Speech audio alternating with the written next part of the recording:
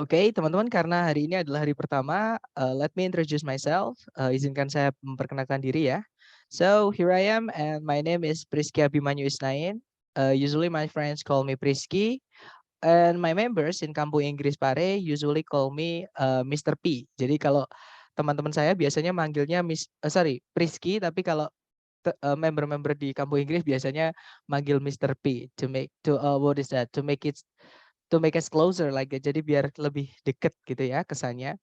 But I don't recommend you to browse my photos on Google using that name. Jadi tidak saya sarankan untuk mencari foto saya di Google menggunakan nama Mr. P ya, karena yang keluar nanti pasti bukan muka saya, teman-teman. Yang keluar nanti muka yang lain kayak gitu, oke? And I've been teaching English for about 10 years. Jadi saya sudah mengajar bahasa Inggris kira-kira sudah 10 tahun lebih sejak saya lulus SMA ya, teman-teman. And I start teaching TOEFL last year. Jadi kira-kira saya ngejar TOEFL itu sudah setahun. Jadi tahun kemarin atau 2 tahun yang lalu kira-kira. Tapi saya juga masih belajar ya, teman-teman. Jadi di sini kita belajar bareng. So feel free to ask anything, and if I don't have the answer, I'll find it. Jadi kalau teman-teman nanti ada pertanyaan apapun, tanyakan aja. Kalau nanti saya nggak tahu, saya akan bilang nggak tahu. Nggak mungkin saya paksakan ya, teman-teman. Tapi tetap akan saya carikan sampai ketemu. Jadi saya nanti akan dapat ilmu baru juga dari teman-teman. Seperti itu. Jadi di sini kita belajar bareng, right? Kemudian I'm from Kampung Inggris Pare, guys. It's a small city it's not a city ya, it's a district or sub-district like that. Jadi kota kecil di Jawa Timur seperti itu. Yeah, I think that's all about me. And besides me, I'd like to introduce what we have for the following month. Jadi saya akan memperkenalkan juga apa sih yang akan kita pelajari 1 bulan ke depan. Oke, yaitu TOEFL. Nah, tapi mungkin sebelum kita ke TOEFL nih, kenalan ke TOEFL, mungkin ada yang mau ditanyakan dulu nih dari teman-teman. Silahkan teman-teman kalau ada pertanyaan. Nggak ada ya? Atau nanti kalau ada teman-teman ada pertanyaan langsung aja unmute dan langsung potong. It's okay, right? Kalau gitu kita lanjut. So let's get right into it. Kita ke introduction to TOEFL, kenalan dengan TOEFL. Jadi what is TOEFL? TOEFL itu apa sih? Jadi TOEFL stands for Test of English as a Foreign Language. Jadi kepanjangannya TOEFL itu adalah tes bahasa Inggris sebagai bahasa asing. Memang di Indonesia bahasa Inggris ini termasuk ke bahasa asing ya, teman-teman. Karena bahasa pertama kita itu adalah bahasa daerah. Contohnya kalau saya, bahasa pertama saya atau istilahnya mother tongue ya. My mother tongue is Javanese. Jadi bahasa ibu saya atau bahasa pertama saya itu adalah bahasa Jawa. Nah, kemudian bahasa kedua itu adalah bahasa pemersatu kita, yaitu bahasa Indonesia. Itu second language atau bahasa kedua kita, ya. Nah, selain bahasa daerah sama bahasa pemersatu tadi, itu adalah bahasa asing semuanya. Misalnya teman-teman di sini ada yang pernah belajar di pondok dan teman-teman di sana diwajibkan berbahasa Arab. Nah, bahasa Arab itu di Indonesia juga termasuk bahasa asing ya, teman-teman. Karena kita tidak ngomong menggunakan bahasa Arab ke sembarang orang. Seperti itu. Atau kita tidak menggunakannya di ranah keluarga misalnya ya. Atau normalnya di keluarga kita nggak pakai bahasa itu, apalagi bahasa Inggris kayak gitu. Makanya disebutnya adalah bahasa asing. Nah, kemudian yang membuat TOEFL sendiri itu adalah organisasi namanya ETS atau Educational Testing Service ya, yang terletak di New Jersey, Amerika Serikat, teman-teman. Dia mulai berdiri sejak tahun 1964 hingga saat ini, seperti itu. Nah, kemudian TOEFL sendiri itu sebenarnya berubah-ubah ya. TOEFL itu dari dulu sampai sekarang itu apa namanya, teman-teman, menyesuaikan kayak gitu. Contohnya setelah pandemi kemarin ada namanya ITP yang digital atau online kayak gitu, tes online TOEFL. Nah, jadi menyesuaikan zaman bisa ditangkap seperti itu. Nah, tapi secara garis besar TOEFL sendiri itu dibagi ke dalam 2 kategori. Ada yang ITP dan ada juga yang IBT. Nah, ITP sendiri kepanjangannya adalah Institutional Testing Program atau program pengetesan yang ditujukan untuk kepentingan institusi itu yang mengadakan itu. Oke. Nah, skor range-nya atau rentang nilainya kalau teman-teman misalnya nanti salah semua atau nggak datang misalnya waktu hari H. Nah, itu tetap nilai teman-teman, yaitu 217. Nah, ada juga yang menyebutkan sumber lain itu 231. Nah, tapi memang yang paling sering saya temukan adalah 231. Kalau teman-teman salah semua atau nggak datang ya. Nah, tapi kalau teman-teman perfect atau benar semua, nanti nilainya adalah 677. Nanggung ya teman-teman, tapi memang seperti itu. Dan untuk ITP sendiri yang diteskan atau yang diukur melalui tes ini hanya sebatas pemahaman kita dalam bahasa Inggris. Jadi seberapa teman-teman bisa memahami percakapan dalam bahasa Inggris atau tulisan dalam bahasa Inggris. Nah, itu ITP teman-teman. Jadi cuma sebatas pemahaman saja. Nah, tapi kalau IBT atau Internet Based Test, ini yang setiap hari berubah soalnya ya teman-teman. Itu score range-nya atau rentang nilainya itu adalah 0 sampai 120. Jadi kalau teman-teman nggak datang atau misalnya benar-benar fail itu 0, dan jika teman-teman misalkan perfect, skornya itu sempurna ya 120. Jadi IBT ini mirip kayak IELTS teman-teman. Oke, bedanya hanya yang mengadminister saja atau yang menyelenggarakan saja beda. Seperti itu. Nah, untuk IBT itu yang diukur seluruhnya ya. Jadi skill sama mastery. Jadi kemampuan teman-teman berbahasa Inggris dan penguasaan teman-teman dalam bahasa Inggris itu. Misalnya vocab, vocab itu vocabulary itu teman-teman atau kosakata. Misalnya juga grammar, misalnya juga pronunciation karena teman-teman nanti di IBT itu diminta untuk speaking juga. Jadi disuruh ngomong juga. Disuruh juga untuk nulis atau writing dalam bahasa Inggris. Jadi benar-benar seberapa teman-teman bisa menggunakan bahasa Inggris itu kalau IBT ya. Jadi mirip kayak IELTS, bahkan lebih sulit kalau IBT ini, kalau TOEFL IBT ini teman-teman. Karena ada strukturnya.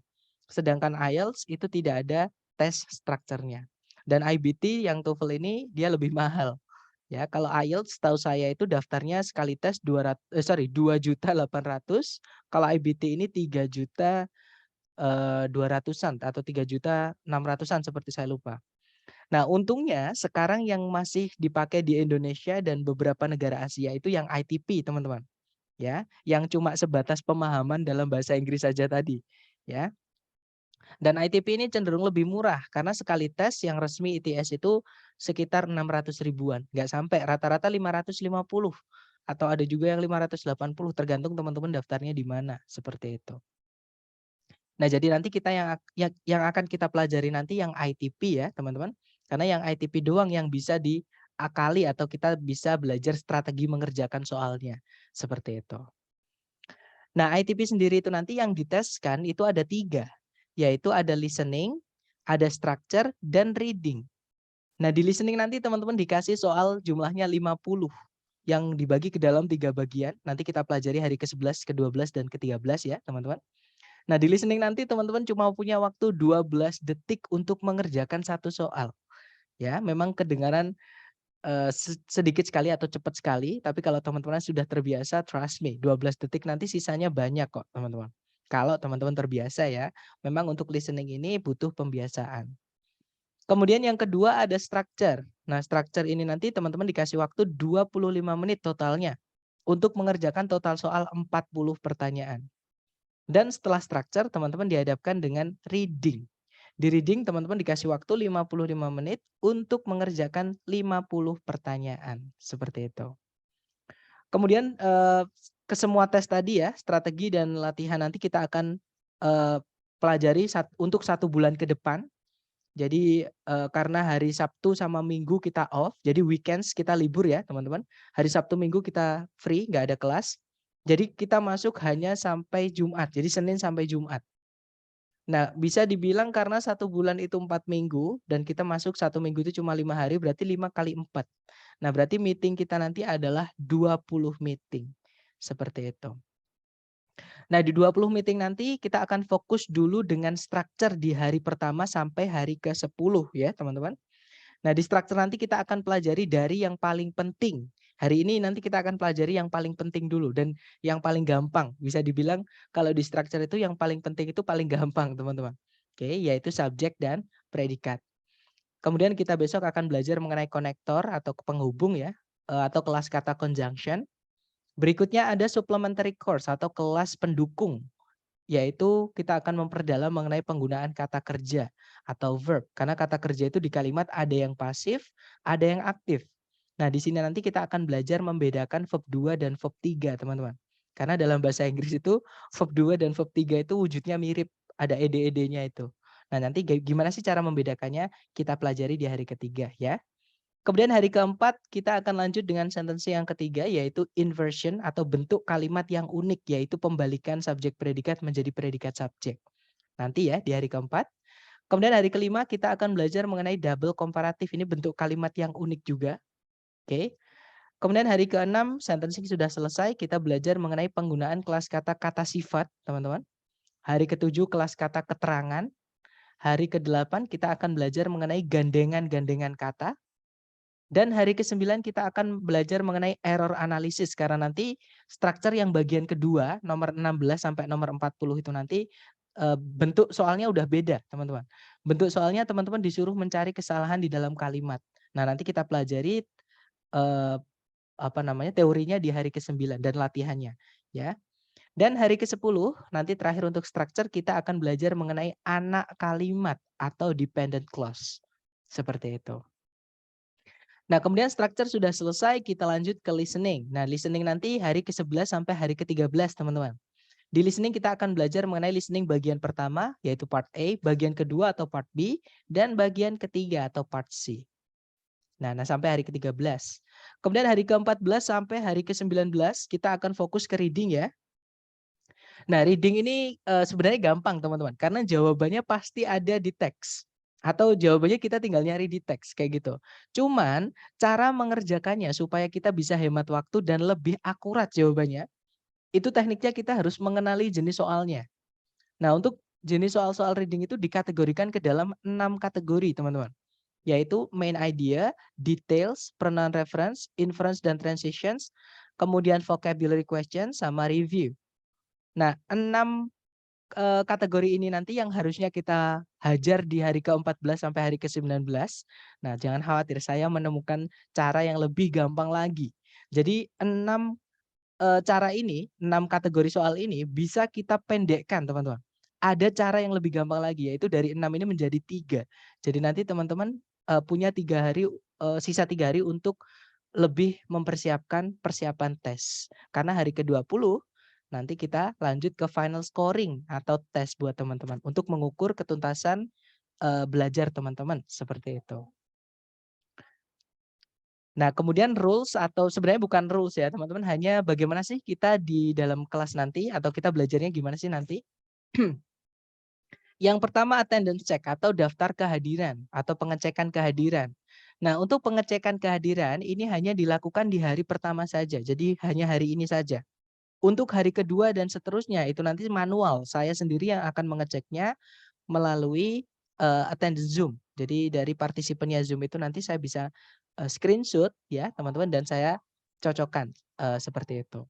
Sebenarnya untuk daftar kehadiran tidak mempengaruhi apa-apa ya teman-teman. Saya hanya melakukan melakukan research buat saya sendiri aja. Jadi daftar kehadiran dan misalnya teman-teman sering-sering menjawabnya itu nanti mempengaruhi nggak dengan hasil akhir di final scoring. Saya hanya membuat research buat saya sendiri seperti itu.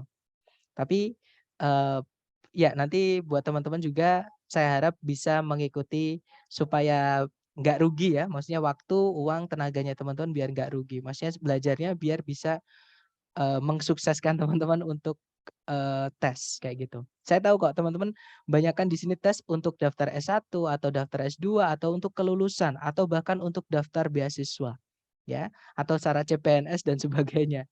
Nah, saya harap dari pembelajaran kita ini nanti teman-teman bisa mendapatkan yang teman-teman mau. Tapi saya ingatkan lagi ya teman-teman, saya hanya sebagai fasilitator. Jadi saya nggak bisa menjamin teman-teman bisa, saya nggak bisa. Yang bisa menjamin teman-teman bisa ya usaha teman-teman sendiri. Saya hanya membantu di belakang layar, seperti itu. Oke, jadi semakin teman-teman semangat, saya juga semangat, right?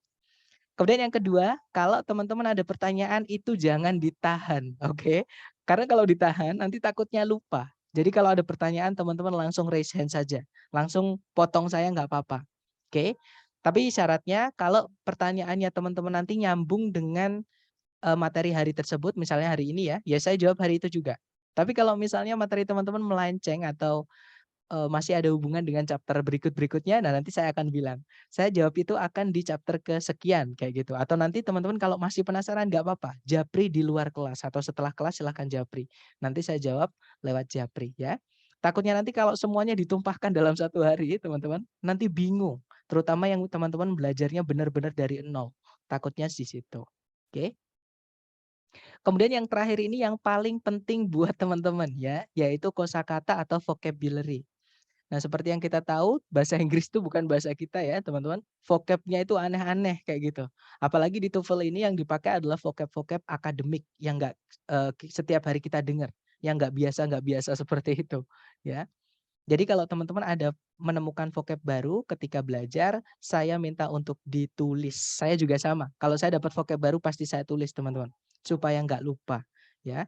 Kalau lupa pun nanti tinggal buka catatan. Tapi kalau teman-teman ingat-ingat, trust me, akan hilang karena saya sendiri sudah mengalami, teman-teman, kehilangan vocab banyak sekali. Sayang ya, seperti itu. Jadi supaya nggak kehilangan vocab, teman-teman catat.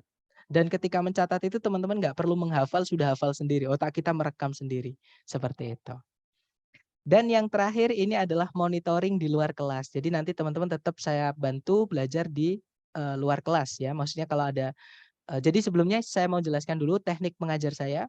Nah, nanti saya mengajarnya saya usahakan untuk teorinya itu seminimal mungkin, secukupnya saja, intinya saja ya. Makanya saya nggak pakai buku, teman-teman, karena buku itu menurut saya dilebih-lebihkan. Seperti itu. Jadi nanti saya pakai teori atau silabus yang saya susun sendiri. Kemudian nanti, teorinya sedikit, saya ajar di soal pembahasan, seperti itu. Dan teman-teman nanti tetap saya sediakan soal latihan di, Google Drive ya, buat teman-teman belajar di luar kelas, seperti itu. Misalnya teman-teman ada waktu luang, terus lagi mood belajar, nah itu silahkan dikerjakan. Kalau menemukan kesulitan, silahkan japri saya. You can contact me on 0821 4241 4414. Jadi nomor saya adalah yang di layar ini, atau saya biasanya yang mengirimkan, link ya teman-teman, ke teman-teman itu berarti ya nanti teman-teman silahkan japri ke situ. Nah itu tadi adalah kenalan kita dengan program yang akan kita, hadapi 1 bulan ke depan ya. Dan, tadi juga kenalan sedikit juga dengan saya ya teman-teman.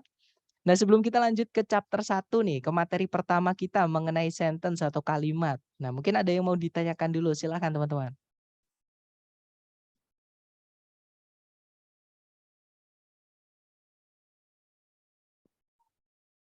Nggak ada ya? Baik. Atau nanti kalau teman-teman ada pertanyaan, silahkan langsung unmute saja dan potong saya, it's okay, right? Misi Kak, Oh, ya Miss, silakan. tadi sempat agak ketinggalan ya Kak, karena di sampingnya itu Kak, apa, ada kayak PR gitu, itu tiap apa ya Kak? PR apa soal gitu ada nggak? That's good question. Jadi teman-teman sebenarnya bukan PR ya, sebenarnya bukan tugas, enggak. Saya hanya menyediakan saja latihan buat teman-teman. Nah, latihan ini teman-teman saya sarankan untuk dikerjakan ketika teman-teman benar-benar ada waktu luang. Kenapa? Kalau teman-teman paksakan mengerjakan sedangkan teman-teman sendiri disibukkan dengan urusan yang lebih penting misalnya pekerjaan atau kuliah, trust me dua-duanya nanti bakalan keteteran. Oke, TOEFL-nya nanti nggak dapat, pekerjaan teman-teman juga bakal, nggak maksimal kayak gitu. Jadi saya sarankan untuk mengerjakan latihan yang saya sediakan itu ketika teman-teman benar-benar ada waktu, seperti itu ya. Jadi nggak wajib Mas, bukan PR tapi hanya untuk latihan saja dan latihan itu teman-teman bisa akses di Google Drive, nanti akan saya kirimkan setelah kelas, seperti itu. Oke, it's okay. Makasih ya Kak, thank you. Oke, you're welcome, that's good question. Mungkin ada pertanyaan lagi silahkan. Ya, saya mau nanya, Silakan Miss. ya, nanti kita dapat, rekamannya nggak nih?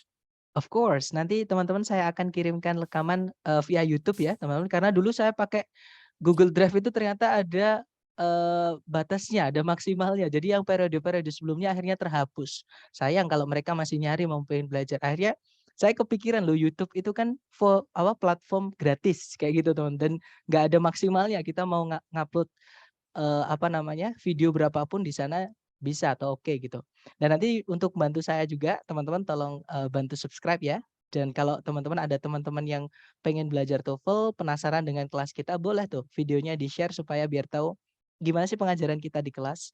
Siapa tahu cocok gitu maksudnya ya. Biar nanti gabung sama kita juga, kayak gitu. Jadi nanti tetap saya kirimkan, rekaman Miss, kayak gitu. Gimana? Mungkin ada pertanyaan lagi? Dan kalau saya lupa merekam pas waktu mulai kelas gitu, tolong diingatkan ya teman-teman. Karena biasanya itu kalau kan sebelumnya itu saya biasanya ada kelas. Nah kalau kelasnya molor, terus saya masuk kelas teman-teman tuh biasanya saya panik atau buru-buru gitu, jadi akhirnya lupa. Nanti kalau lupa Ini tolong udah saya ingat. direkam belum, Kak? Udah Sudah, direkam ini, sudah, Kak? sudah. Oh ya, makasih. Alright. Gimana? Mungkin ada pertanyaan lagi nih dari teman-teman. Silahkan. Halo Kak, Halo, silahkan Miss. kalau misalnya latihan soal itu kan suka ngerjain gitu kan, misalnya pilih Betul. jawabannya A, B, atau C, itu nanti di situ kalau kita ngerjain, kalau misalnya salah, ada keterangannya nggak? Langsung Ada. dibetulin gitu di bawahnya? Bukan di bawahnya Miss, tapi teman-teman Apa? sudah saya sediakan video juga. Jadi latihan yang saya berikan ke teman-teman itu sudah saya buatkan video pembahasan. Jadi benernya apa? Gitu. Kayak gitu. Terus Heeh. kenapa kok itu yang benar itu sudah ada. Kayak gitu. Nanti saya Oh kirimkan gitu. juga. Betul. Oke, Alright. Mister. Alright. That's good question. Mungkin ada pertanyaan lagi. Silahkan teman-teman.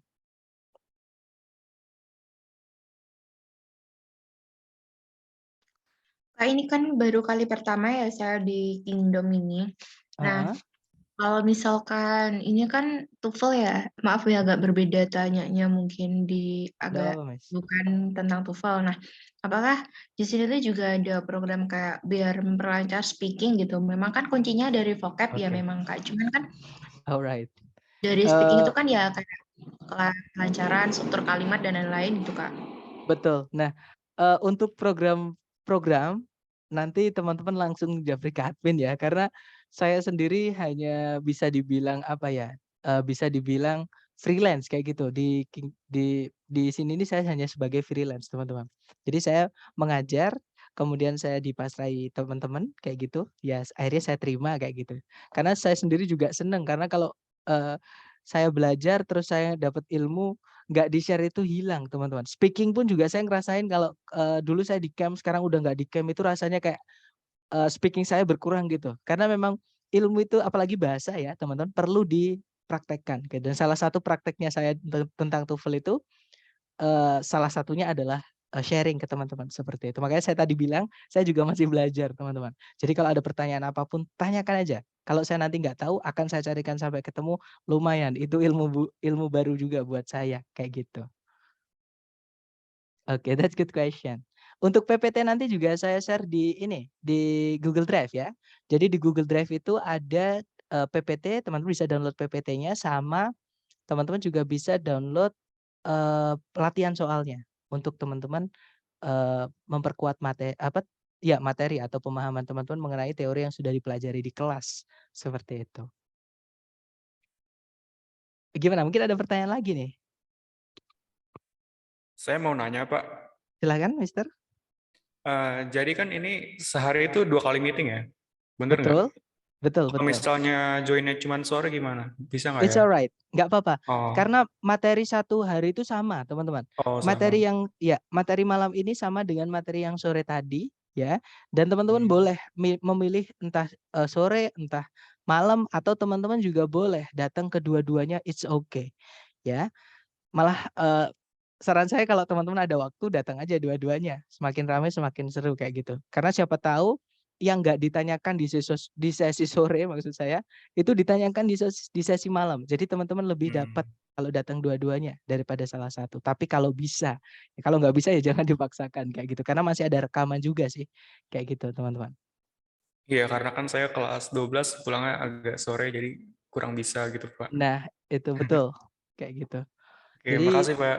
alright, jadi menyesuaikan juga dengan jadwal teman-teman ya. Atau nanti kalau teman-teman benar-benar nggak bisa hadir di dua-duanya, nggak apa-apa, bisa lewat rekaman tapi syaratnya tolong saya dikasih tahu ya teman-teman. Saya dikabari supaya nggak bingung, nggak nyariin lah kayak gitu. Oke. Nah gimana nih? Mungkin ada pertanyaan lagi dari teman-teman? Silahkan.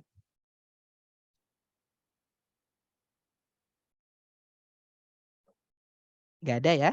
Nah kalau nggak ada kita lanjut teman-teman ke chapter 1 atau bab pertama, yaitu kita akan belajar mengenai sentence atau kalimat. Nah, kenapa sih kita kok wajib belajar sentence atau kalimat di TOEFL ini? Karena di structure nanti, teman-teman, itu soal jenis pertama di structure itu adalah kita diminta untuk melengkapi bagian kalimat yang hilang. Nah, karena disuruh melengkapi bagian kalimat yang hilang, otomatis kita harus tahu kalimat itu kalau utuh harus ada apa sama apa. Nah, itu kita belajar sentence atau kalimat ya. Nah, kalimat dalam bahasa Indonesia atau bahasa Inggris itu sama, teman-teman. Wajib punya yang namanya subjek dan predikat. Nah, sekarang pengertiannya subjek itu apa? Subjek itu pengertiannya adalah apa atau siapa yang pengen kita jadikan bahan pembicaraan atau yang pengen kita angkat sebagai topik pembicaraan. Nah, itu namanya subjek, teman-teman. Contoh nih, HP saya hilang. Nah, kalimat tadi atau informasi yang saya berikan ke teman-teman tadi itu adalah mengenai HP saya. Ya, nah HP saya berarti itu subjeknya, kayak gitu. Nah, kemudian contoh lagi, Pak Jokowi kemarin berkunjung ke rumah saya. Nah, dari kalimat atau informasi yang saya berikan ke teman-teman tadi, subjeknya atau topiknya adalah mengenai Pak Jokowi. Seperti itu. Nah, itu namanya subjek ya, teman-teman.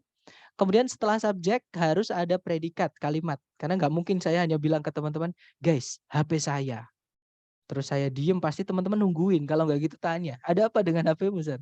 Kayak gitu. Berarti HP-mu itu subjek. Nggak boleh cuma subjek, harus ada apanya.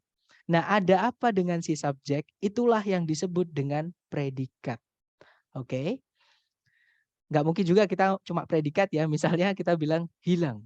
Kayak gitu. Nah, nanti apanya yang hilang? Pasti teman-teman tanya gitu. Jadi harus ada subjek dan predikat. Sama, bahasa Inggris sama bahasa Indonesia sama. Nah, sekarang bagaimana kita bisa mengenali di soal itu subjek atau bukan? Yang mana yang subjek? Kayak gitu.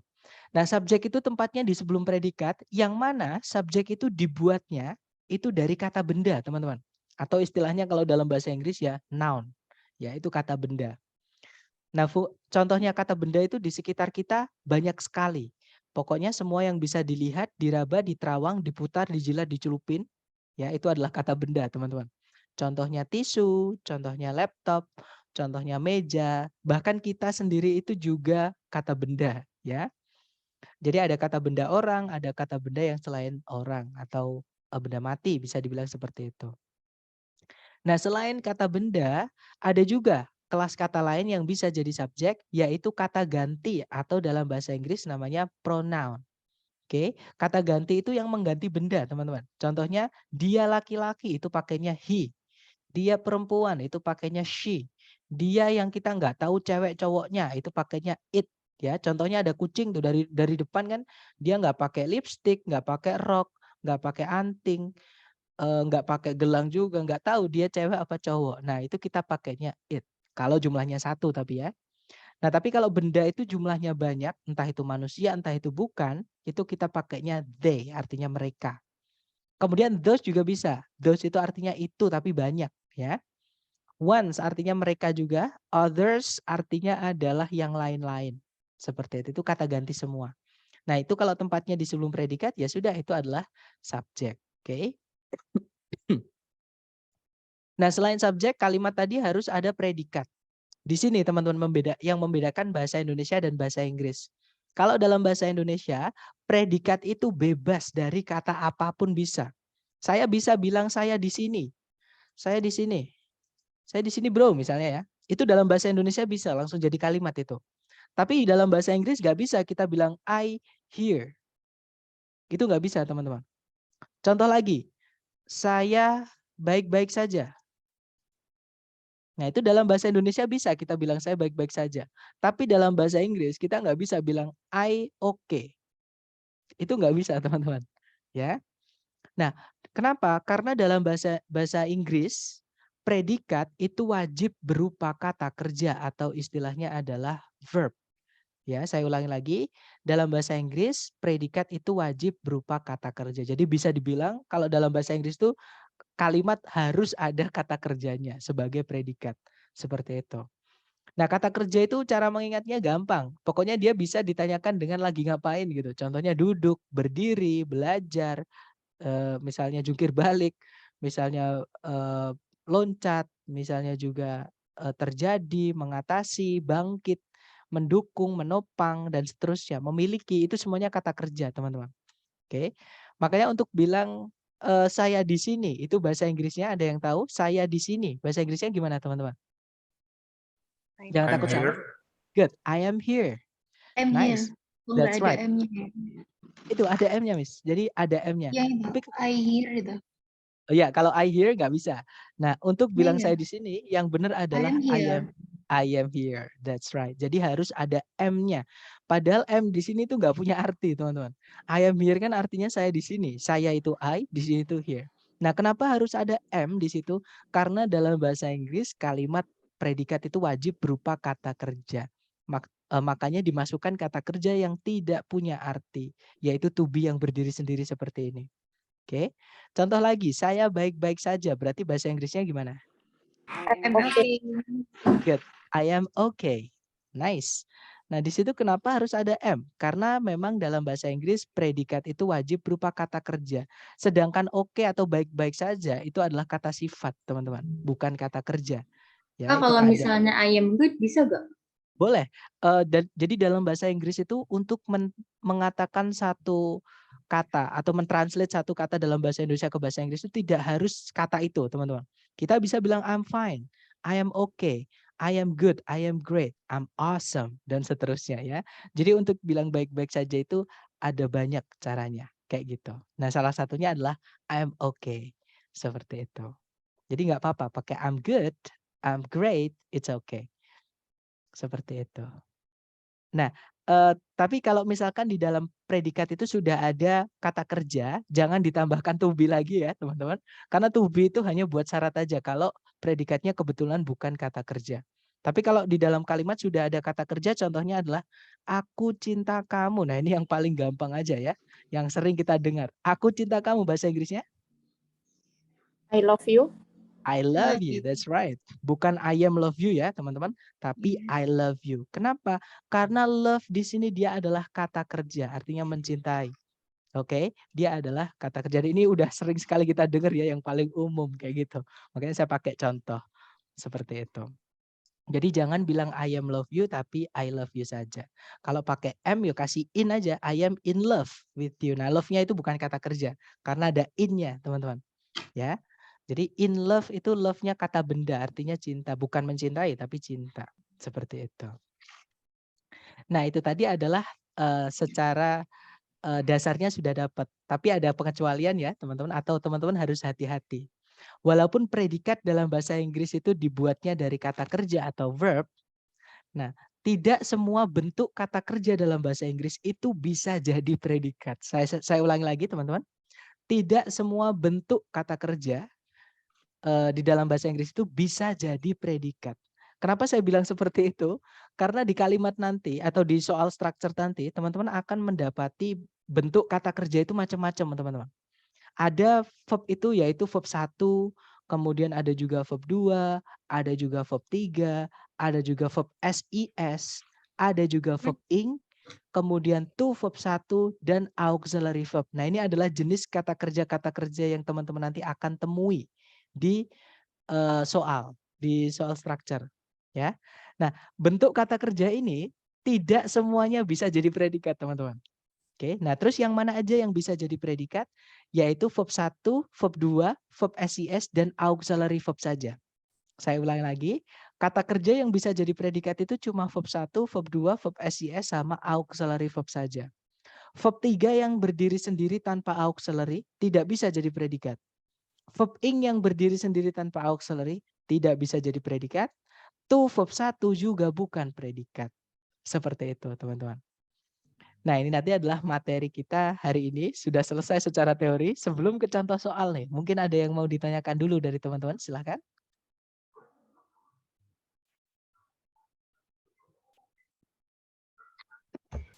Maaf Kak, mau tanya. Boleh, silakan, Miss. Untuk auxiliary verb itu yang kayak gimana ya? Alright, good question. Nah, auxiliary itu apa sih? Nah, auxiliary itu artinya adalah kata kerja bantu, teman-teman. Ya, dia sebenarnya juga verb atau kata kerja, cuman dia nggak bisa berdiri sendiri sebagai predikat. Harus ada kata kerja lain setelahnya.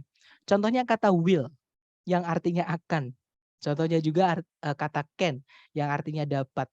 Kita nggak bisa cuma bilang, guys, I can. Teman-teman, saya bisa. Nah, pasti teman-teman tanya, bisa apa kayak gitu. Jadi harus ada lanjutannya. Contohnya, I can swim in Bermuda Triangle. Saya bisa berenang di segitiga Bermuda. Contohnya, jadi bisa berenang. Saya bisa membaca tulisan Arab misalnya. I can read Arabic. Jadi I can read. Nah, ada can read. Jadi auxiliary ini adalah kata kerja yang harus ada verb setelahnya.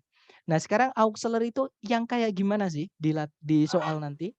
Nah, auxiliary itu ada 4 keluarga, teman-teman. Yaitu yang pertama ada do.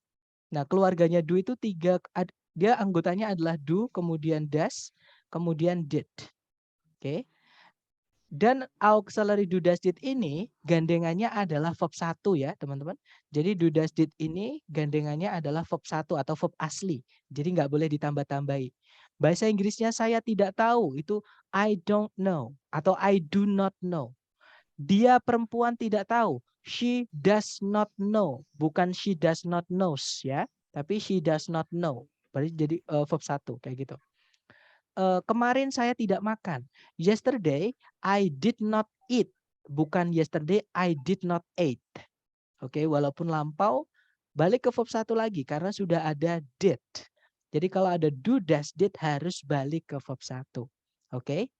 Kemudian auxiliary kedua itu keluarganya to be. Kita punya is, kemudian am, kemudian are kalau present ya atau fakta. Nah, kalau lampau itu kita punya was atau were. Oke. Nah, sebenarnya ada lagi teman-teman keluarganya to be. Tapi untuk sementara yang teman-teman perlu ingat yang ini dulu aja ya. Yang perlu catat ini dulu aja. Untuk lebih jauhnya nanti kita pelajari hari ke-7. Oke. Untuk to be itu gandengannya ada 2, teman-teman. Cuma auxiliary to be saja yang boleh diikuti 2 jenis kata kerja. Jadi cuma to be yang boleh diikuti 2 jenis kata kerja. Yang pertama to be boleh diikuti verb ing. Artinya nanti sedang ya. Kemudian kalau to be diikuti verb 3 nanti jadi pasif. Jadi to be itu boleh diikuti verb ing artinya sedang to be juga bisa diikuti verb 3 nanti jadi pasif artinya. Nah, kemudian selain to be ada juga auxiliary yaitu have, has, had. Jadi keluarganya have ya, teman-teman. Kita punya have, has, sama had. Ini artinya bukan memiliki ya, teman-teman. Have, has, had di sini artinya adalah sudah. Ya, have, has, had ini dia diikuti oleh verb 3. Dan yang terakhir itu ada modal. Nah, modal ini paling banyak keluarganya. Dan setiap kata di modal itu artinya masing-masing beda, teman-teman. Sebentar ini saya panjangkan dulu. Nah, modal itu misalnya akan, bahasa Inggrisnya will, shall juga bisa tapi jarang dipakai.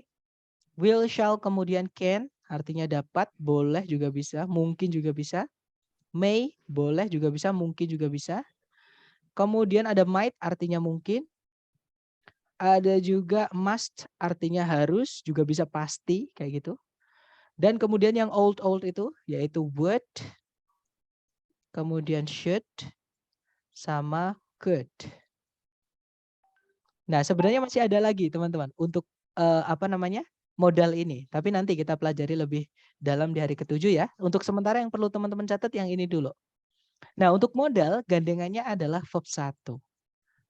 Verb 1. Seperti itu. Nah, ini adalah auxiliary verb. Jadi auxiliary dengan gandengannya. Seperti itu, Miss. Oke, that's good question. Gimana? Mungkin ada pertanyaan lagi? Silahkan. Terima kasih, Pak. Oke, that's good question. Sir, Iya. maaf, Mister, tadi yang tidak bisa jadi predikat yang mana tadi? Yang ini, yang Verb saya yang tidak bisa warnai. jadi predikat.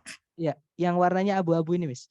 Jadi verb 3 yang berdiri sendiri itu tidak bisa jadi predikat ya.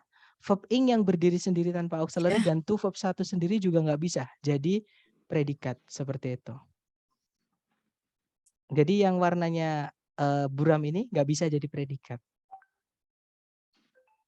Kak, contohnya yang Thank you. Oke.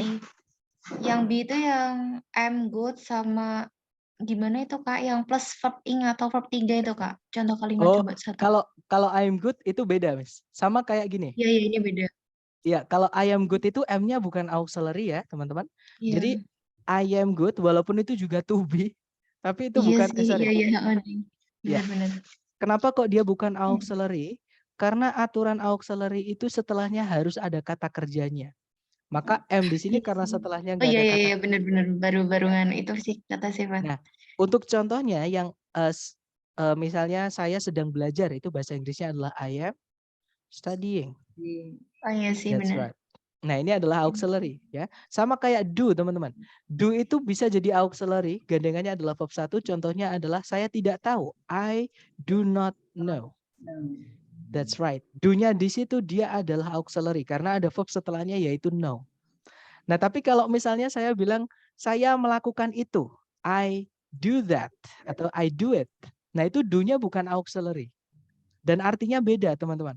Do yang atas itu ini nggak punya arti. Do-nya nggak diartikan. Seperti hanya buat syarat aja karena dalam kalimat negatif itu selalu butuh auxiliary, ya. Nah, kalau yang bawah, do-nya itu artinya melakukan. Setelahnya nggak ada kata kerja lain. Nah, ini bukan auxiliary, tapi inilah kata kerja intinya. Seperti itu, Miss. Gimana, dapat ya? Membedakan auxiliary dan kata kerja murni atau kata kerja inti. Seperti itu. Yang I don't know tadi tuh itu ya, bukan ya? Karena Nah, kalau yang kayak good kalau gitu kan. nah, tadi Konsepnya. auxiliary itu setelahnya harus ada verb-nya, Miss. Iya. I do not know itu setelahnya do ada verb-nya nggak? Enggak, itu kan no itu kan sifat kan. Oke, mari kita cek ya. Kita cek di, nah teman-teman nggak apa-apa. Kita, Enggak tahu. nah bisa nggak kita bilang knowing? Kita bisa, kita bisa bilang knowing nggak, Miss? Bisa. Bisa. Bisa ya. Nah, kata yang bisa ditambahkan ing itu adalah kata kerja. Ya, atau kita cek aja nggak apa-apa. Kita cek di kamus sebentar ya. Kita cek di kamus. Sebentar, ini saya pindahkan tampilan layarnya. Kalau teman-teman sudah berganti layarnya, tolong saya dikasih tahu ya, teman-teman. Sudah ya, oke. Nah, di sini ada no. No itu kalau kita cek, teman-teman, yang asli no ya. Nah, itu kelas katanya itu cuma satu, yaitu ini ya, sorry teman-teman. Ini ya, saya lingkarin ini. No, itu kelas katanya adalah verb. Oke. Kata bendanya itu adalah knowledge. Oke, atau the unknown itu juga kata benda. Kata sifatnya, nah ini teman-teman hati-hati. Verb ing itu kenapa kok dia nggak bisa berdiri sendiri? Di dalam kalimat itu kenapa kok dia nggak bisa jadi predikat ketika dia berdiri sendiri tanpa auxiliary? Karena dia akan berubah fungsi. Salah satu fungsinya adalah dia menjadi adjektif. Jadi memang benar dia adalah kata kerja, tapi secara fungsi di kalimat dia berubah menjadi kata sifat. Makanya dia nggak bisa menjadi predikat kalau dia berdiri sendiri tanpa auxiliary seperti itu. Nah, ini kata sifatnya. Nah, kata kerjanya itu cuma satu, yaitu know. Jadi I do not know itu do-nya adalah auxiliary. Kenapa? Karena setelahnya ada verb-nya yaitu know. Seperti itu, Miss. Gimana? Dapat ya? Oke. Jadi bedanya I do not know, do-nya itu adalah auxiliary. Oke, tapi kalau I do that, do-nya itu bukan auxiliary karena setelahnya I do that itu setelahnya ada that, itu objek, bukan kata kerja. Seperti itu.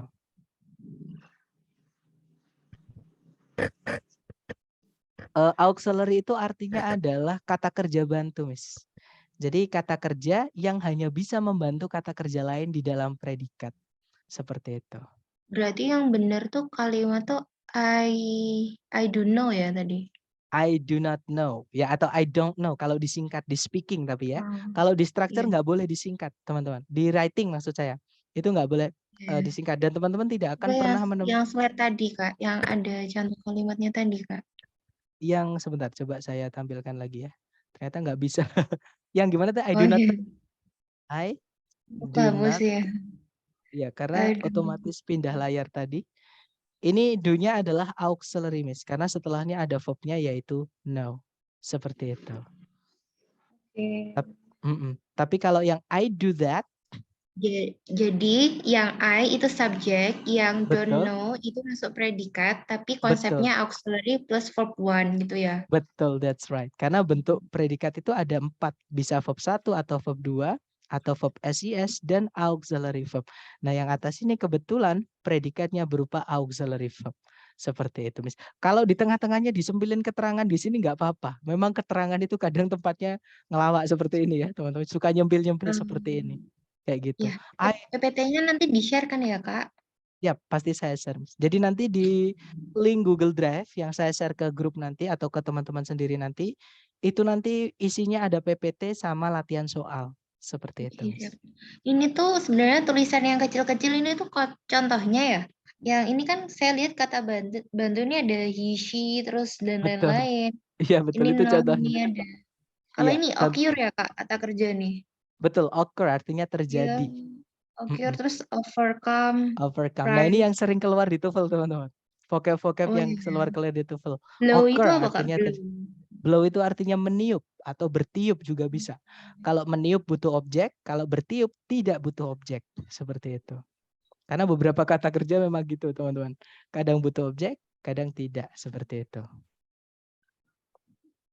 Untuk jam kelas kita aktif WIB ya, teman-teman, sorry.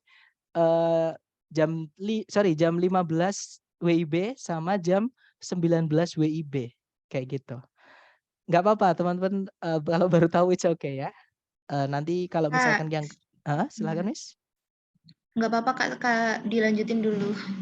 Oke, jadi kalau misalkan nanti teman-teman ketinggalan yang sebelum-sebelumnya, itu bisa lewat rekaman yang di YouTube tadi yang saya share nanti ke grup, oke, atau ke chatnya teman-teman, seperti itu.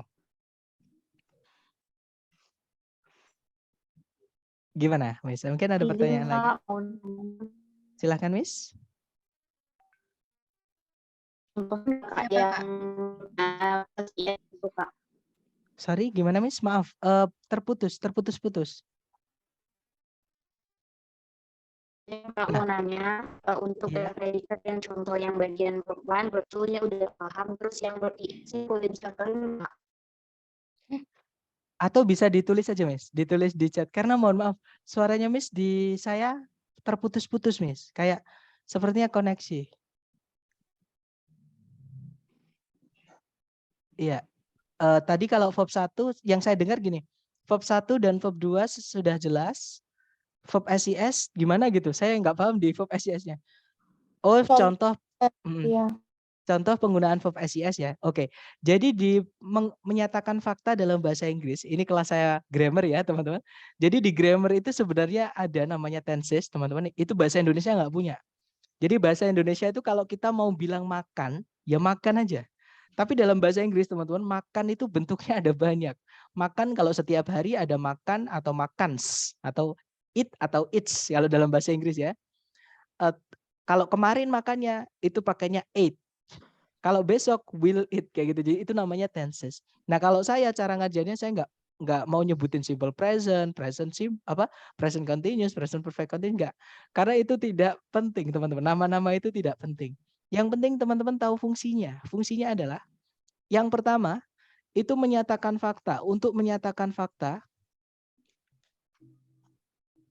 itu kita bisa menggunakan verb 1 atau verb SES untuk predikatnya ya.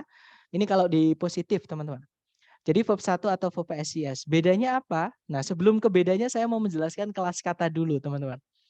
Jadi semua benda, jadi semua noun yang diciptakan Tuhan itu pasti melakukan sesuatu alias dia punya verb, teman-teman. Oke. Nah, selain kata benda itu melakukan sesuatu, ini dulu ya, noun dulu. Saya ulang lagi, semua benda yang diciptakan Tuhan itu pasti melakukan sesuatu atau memiliki fungsi lah kayak gitu. Benda mati aja, contohnya angin. Angin itu kata benda ya, teman-teman. Angin itu ngapain sih, teman-teman? Kata kerjanya angin itu apa? Ada yang tahu? Jangan takut salah. Bertiup. Ya, that's right. Bergerak. Bertiup atau bergerak atau berhembus bisa. Atau bergerak, berpindah gitu ya maksudnya.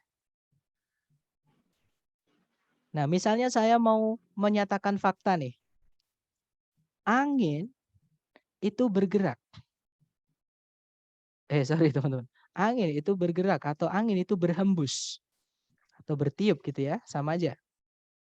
Nah, angin itu bahasa Inggrisnya adalah wind, Wind blow. bertiup itu bahasa Inggrisnya adalah Blow. blow. Nah, nanti cara menjadikan kalimat kalau menyatakan fakta, teman-teman, salah satu harus dikasih S. Kalau enggak anginnya ya blow-nya. Kayak gitu ya.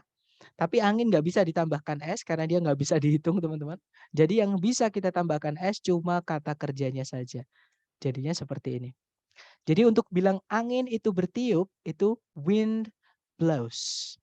Oke, bisa dibilang atau kalau secara teori mungkin teman-teman pernah belajar tenses dulu, simple present ya. Verb SIS itu dipakai ketika subjeknya itu tunggal. Saya ulang lagi, verb SIS itu dipakai ketika subjeknya satu atau tunggal. Nah, kata benda yang nggak bisa dihitung itu dianggap tunggal, teman-teman. Oke, makanya di situ yang ditambahkan S itu adalah kata kerjanya. Seperti itu. Contoh lagi ya. Misal saya mau menyatakan kata benda tanaman. Tanaman itu bahasa Inggrisnya adalah plant, teman-teman. Semua benda pasti melakukan pekerjaan. Tanaman itu pekerjaannya ngapain, teman-teman? Growing. Ya, betul. Bertumbuh. Tumbuh atau bertumbuh bisa. Semakin besar ya, bertumbuh semakin besar. Nah, bahasa Inggrisnya tumbuh itu adalah grow, sorry. Grow. Satunya Grow. plant udah bahasa Inggris ya. Grow. Nah, untuk menyatakan fakta itu kita bisa menggunakan satu contoh saja. Contohnya tanaman itu tumbuh. Nah, nanti bahasa Inggrisnya berarti plant grows.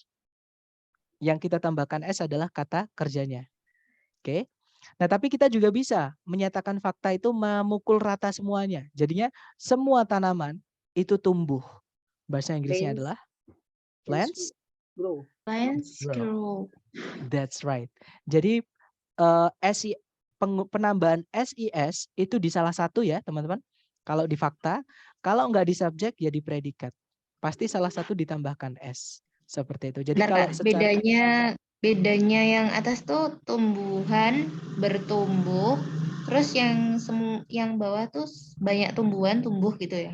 iya, Semua jadi semua tumbuhan tumbuh gitu ya? tumbuhan itu tumbuh atau para tumbuhan itu tumbuh. Nggak enak tapi bisa dibilang ya semua tumbuhan itu tumbuh atau semua tanaman itu tumbuh. Sebenarnya kita tuh mau nanya ya Kak, sebenarnya kita tuh perlu menambahkan the nggak sih di depan tuh? Kadang kan ada ya kayak the apa gitu. Biasanya kan depan tuh dikasih the gitu. Oke, that's good question. Nah, untuk fakta teman-teman boleh tambahkan the, boleh tambahkan atau dihilangkan nggak apa-apa. Ya. Oh Nah, gitu. saya ulangi lagi ya, untuk fakta tapi ya, itu hanya untuk fakta. Kalau untuk lampau, bendanya harus jelas, teman-teman. Jadi harus ditambahkan the atau atau kata sifat yang lain yang satu keluarga. Tapi untuk fakta aja, kalau menyatakan fakta itu kita bisa bilang manusia membutuhkan teman. Itu kan bisa, manusia membutuhkan teman. Itu bahasa Inggrisnya kita bisa bilang the human needs friends, bisa. Atau human needs friends, bisa. Atau a human needs friends, seorang manusia itu memerlukan teman. Kayak gitu. Jadi untuk menyatakan fakta itu kita bebas. Untuk bendanya itu subjeknya bebas. Boleh ditambahkan the, boleh pakai boleh juga dihilangkan semuanya. Tinggal bendanya aja. Seperti itu, Miss. Oke, thank you. Satu lagi Oke. Kak, belum Boleh? clear.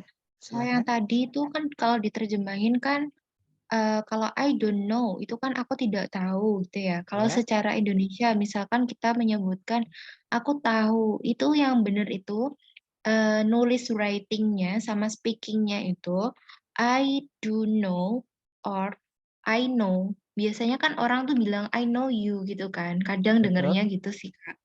Jadi tuh kalau misalkan kita ada pertanyaan kayak gitu, nah kan silang kan. Kita tuh yang bener tuh milih yang mana gitu kan. Kadang kalau di orang tuh masih awal-awal kadang tuh alah biar nggak ribet gitu kan di Google Translate lah. Kalau di Google Translate itu juga bisa gitu Kak. I know you itu artinya udah aku tahu kamu gitu. Jadi nggak pakai do gitu Kak. Oke, that's good question ya. Sekarang penggunaan auxiliary do dash did, teman-teman. Nah, auxiliary do dash did itu sebenarnya ya, itu dipakai hanya untuk kalimat negatif karena dia hanya buat syarat aja. Kenapa dibuat syarat? Karena kalimat negatif itu selalu butuh auxiliary. Nah, sedangkan kalimat positifnya I love you misalnya. I love you. Ini kan nggak ada auxiliary-nya, teman-teman. Nggak bisa kita bilang I not love you. Itu nggak bisa. Ya, kalimat negatif selalu butuh auxiliary. Nah, tapi kalimat positifnya nggak ada auxiliary. Nggak ada auxiliary-nya. Ya udah kita tambahkan auxiliary namanya dummy auxiliary atau auxiliary yang diada-ada. Yaitu do dash did tadi. Jadinya I do not love you kalau dinegatifkan. Oke. Beda misalkan kalau sudah ada auxiliary-nya. Misalkan I am studying English. Saya sedang belajar bahasa Inggris. Nanti kalau dinegatifkan gimana? I'm not studying English. Nice, I'm not studying English. Jadi kalau di I am not. Karena sudah ada auxiliary-nya tinggal nambahkan not aja. Not-nya ditaruh setelah auxiliary pertama. I'm not studying English. Jadi do dash did itu hanya buat syarat aja. Karena kalimat positifnya nggak ada auxiliary-nya, maka negatifnya kita masukkan do dash did.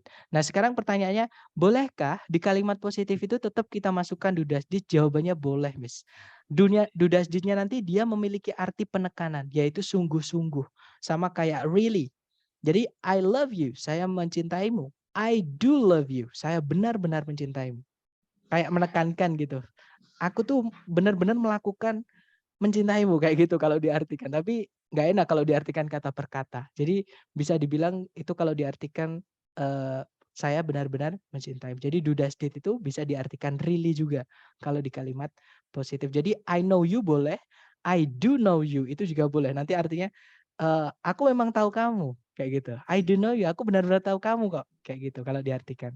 Saya kenal kamu kok kayak gitu. Oh iya Kak, mohon maaf sebelumnya juga buat yang lainnya. Ini permintaannya teman-teman minta ke materinya dulu Kak. Oke. Tapi masih ada pertanyaan lagi nggak, Miss? Sudah. Oh sudah ya, berarti memang udah nggak ada pertanyaan ya. Nggak apa-apa, sebenarnya nggak harus 1 jam teman-teman, tapi memang 1 jam itu buat apa ya, kayak patokan gitu. Kita bisa lebih, bisa kurang. Memang hari pertama itu selalu molor karena tadi ada perkenalan ya. Perkenalan di awal tadi yang sebenarnya nggak terlalu penting. Yang penting ya sebenarnya yang ini, kayak gitu, yang materinya ini. Nah, kalau nggak ada pertanyaan lagi dari teman-teman, kita lanjut ke latihan soal. Ini secara teori sudah selesai ya, teman-teman. Kita lanjut ke latihan soal. Atau contoh soalnya dulu, maaf. Nah, di sini saya punya 3 contoh soal. Yang pertama, kurang lebih seperti ini nanti teman-teman ya. Kalau saya, caranya yang paling gampang adalah dicari predikatnya dulu teman-teman. Kenapa? Karena predikat cuma kata kerja doang. Sedangkan subjek ada 2. Kalau nggak kata benda, kata ganti. Jadi paling gampang itu predikat. Dan predikat itu kata kerja itu kalau mau ditambah-tambahi itu sedikit yang bisa nambah-nambahi. Oke, sedangkan subjek itu kadang bisa panjang sekali teman-teman. Jadi yang nambahi subjek itu bisa banyak. Tapi kalau predikat yang nambahi dikit. Jadi paling gampang kita cari predikatnya dulu. Pertanyaan saya nih di soal. Teman-teman menemukan ada predikat nggak? Kalau nemu yang mana? Noun. Ada. Ya, ada are noun. Jangan noun-nya aja ya, teman-teman. Karena kalau noun-nya aja dia verb 3. Verb 3 nggak bisa jadi predikat. Jadi ini adalah are noun. Itu auxiliary verb. To be verb 3. Ya, yang bisa merubah verb 3 sendiri ini menjadi predikat adalah are-nya itu, auxiliary-nya. Kalau nggak ada are-nya, noun nggak bisa jadi predikat. Seperti itu, ya.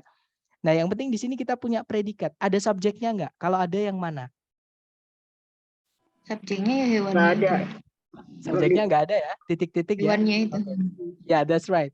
Jadi kita carikan subjeknya di pilihan ganda A, B, C, D yang subjek saja yang mana, teman-teman? Ya, yang alpha. Ya, that's right. Jawabannya adalah yang alpha ya, yaitu Shrikes. Nah, kalau yang Bravo.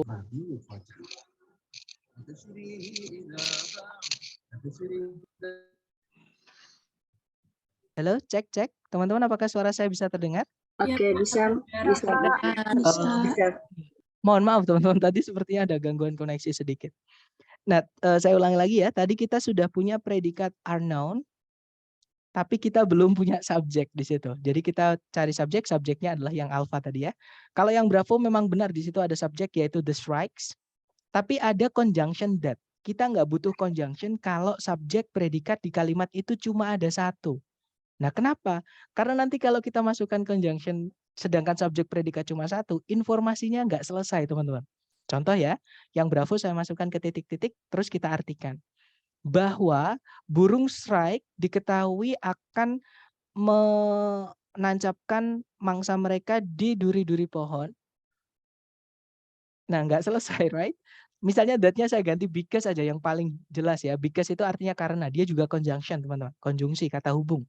Nah, kalau diartikan nanti, karena burung strike itu dikenal akan menancapkan mangsa mereka di duri-duri pohon, nggak lengkap, nggak selesai. Nah, itu alasan kenapa conjunction nggak bisa dimasukkan ke kalimat kalau subjek predikat cuma ada satu. Bravo nggak bisa, ya. Kalau yang Charlie ada predikat lagi is, double predikat nggak boleh, teman-teman. Kalau yang delta sama kayak yang bravo, memang ada subject the strikes tapi ada conjunction which. Nggak lengkap nanti kalau kita masukkan di dalam kalimat, kalau subjek predikat cuma satu, dimasukkan conjunction nggak bisa. Ya sudah, berarti jawabannya yang alpha tadi ya. Nah, nanti kalau dibaca, shrikes are known to impale their prey on thorns. Jadi burung strike ini ya, saya nggak tahu bahasa Indonesianya. Burung strike itu diketahui akan menancapkan mangsa mereka di duri-duri pohon.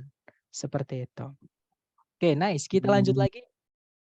Mungkin ada pertanyaan? Silahkan. Kalau yang B itu apa contoh kalimatnya ya, Mas? Misalnya yang B itu, the strike itu berarti kayak gimana? Kalau misalnya B jawabannya itu yang benar, kalimatnya seperti apa ya? Seandainya yang B. Oke, saya dapat maksud pertanyaannya. Jadi kalau misalkan saya mau pakai jawaban B, kira-kira nanti kalimatnya yang kayak gimana? Nah, misalnya nih, sebelum titik-titik ada subjek predikat lagi, teman-teman. Contohnya adalah I know. Misalnya, saya tahu atau saya paham bahwa, nah kayak gitu. Jadi, I know that the strikes are known to impale their prey on thorns. Kalau diartikan nanti, saya tahu bahwa burung strike diketahui akan menancapkan mangsa mereka di duri-duri pohon. Nah, kalau dianalisa, subjek predikatnya nanti ada dua, teman-teman. Subjek yang pertama adalah I, predikat yang pertama adalah know. Kemudian ada conjunction that, ya, teman-teman. Subjek yang kedua adalah the strike, predikatnya adalah are known. Seperti itu, Mister. Kalau yang B itu menjadi aktif, kalimat aktif ya, Kak. Jadi, yang apa, Miss? Kalau yang B yang tadi I know that the strike are known to impale. Oh ya, that's right. Yes. No-nya ini jadi aktif, artinya mengetahui. Betul.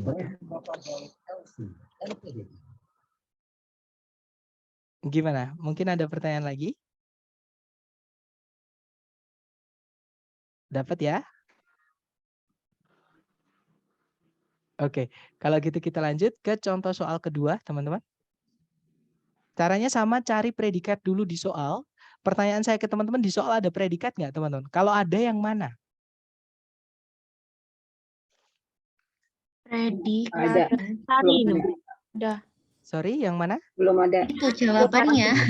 Jawabannya predikat. Berarti kita belum punya predikat di soal, ya. Apakah sudah ada subjek? Ada. Magnetotetik bakteria. Magnetotetik bakteria. Alright, nice. Nah, berarti kita cari pilihan ganda yang predikat saja. Jawabannya yang mana? C. Ya, that's right. Jawabannya adalah yang Charlie, ya. Were first described, kayak gitu. Kalau yang alpha di situ salahnya double subject, teman-teman. Nggak enak kalimat itu kalau ada dua subjek. Misal nih, saya punya kalimat. Yang pertama adalah Wawan adalah teman saya. Kalimat kedua adalah Wawan dia adalah teman saya. Enak yang mana, teman-teman? Wawan adalah teman saya. Enak yang pertama ya, yang Wawan adalah teman saya aja. Itu adalah alasan juga kenapa kalimat yang efektif atau yang utuh, yang efektif itu subjeknya satu aja. Kalau sudah ada kata benda nggak usah dimasukkan kata ganti lagi. Walaupun bisa dipahami tapi didengar agak nggak enak, ada pengulangan, pemborosan seperti itu, ya. Jadi yang alpha tidak bisa karena double subject, pemborosan seperti itu. Nah, yang bravo predikatnya nanti cuma malah nggak ada predikat sama sekali, teman-teman. Kalau yang bravo, ya, ada conjunction, ada dua subjek, tapi nggak ada predikat sama sekali. Nggak boleh. Kalimat itu wajib punya subjek dan predikat. Bravo nggak bisa. Yang delta juga sama. Nanti subjeknya double, nggak punya predikat, delta nggak bisa. Ya sudah, jawabannya Charlie. Nanti kalau dibaca, magnetotetic bacteria were first described in 1963 by Salvatore Bellini. Kalau diartikan, magnetotaktik bateria pertama kali dideskripsikan di tahun 1963 oleh Salvatore Bellini. Seperti itu. Kemudian contoh terakhir, teman-teman. Caranya sama, pertanyaan saya ke teman-teman, coba dicari predikat di soal. Kalau ada yang mana? Nggak ada. Nggak ada ya? Nah, berarti di sini kita butuh predikat. Nah, karena titik-titiknya di paling depan, sedangkan sebelum predikat Subjeknya itu nggak harus ada juga. Jawabannya betul, guys. that's right. Maka kita carikan subjek dan predikat. Jawabannya yang mana ya? Was tuh. Pokoknya predikatnya was tuh. Artinya apa, Miss West? Dibuang apa ya? Limbah. Enggak tahu. Nah, waste ini Was artinya limbah. buang waktu terbuang limbah. Yang D jawabannya. Iya. Subjek Sebenarnya coconut waste. jadi gini teman, sebentar ya. Kayaknya. Waste itu Coconut waste. Oke. Jadi waste itu bisa jadi kata kerja, teman-teman. Artinya menyia-nyiakan, memang bisa. Oke. Waste juga bisa jadi kata benda, artinya limbah. Nah, cara mengetahui nih, misalkan teman-teman, oh, waste kan bisa jadi kata benda, bisa jadi kata kerja. Itu jangan langsung menarik kesimpulan, oh, itu berarti kata kerja. Jangan, teman-teman. Caranya kita lihat kata sebelumnya. Masih ingat tadi? Kalau waste di sini kata kerja, berarti waste ini verb keberapa? Verb Verb 1. pertama. Betul. Verb 1 Pakai. atau verb asli ya. Nah, kapan sih tadi kita pakai verb 1, teman-teman? Fakta. Fakta. Nah, satu fakta. Betul. Tadi fakta kan kita ada 2 jenis kata kerja yang kita pakai. Verb 1 atau verb SIS. Nah, Iya. bedanya apa? Kalau verb 1 yang nggak ada SIS-nya kata kerjanya, berarti SIS-nya di mananya? Di itunya, di subjeknya. Di subjeknya, ya kan? Di predikat. Nah, pertanyaan saya, kalau misalnya Nggak waste-nya nggak ada S-nya kan berarti harusnya coconut-nya ada S-nya di sini. Iya. Tapi nggak ada, ya kan? Salah. Nah, berarti D. ini bukan kata kerja, teman-teman. Cara menentukannya gitu. Ya. Jadi kalau ya, Jawabannya E. jawabannya yang mana? E. Yang Coconut waste briquettes. Tadi kan kita butuh subjek sama predikat di soal ya. Kalau yang alfa subjeknya yang mana, Miss? Coconut waste.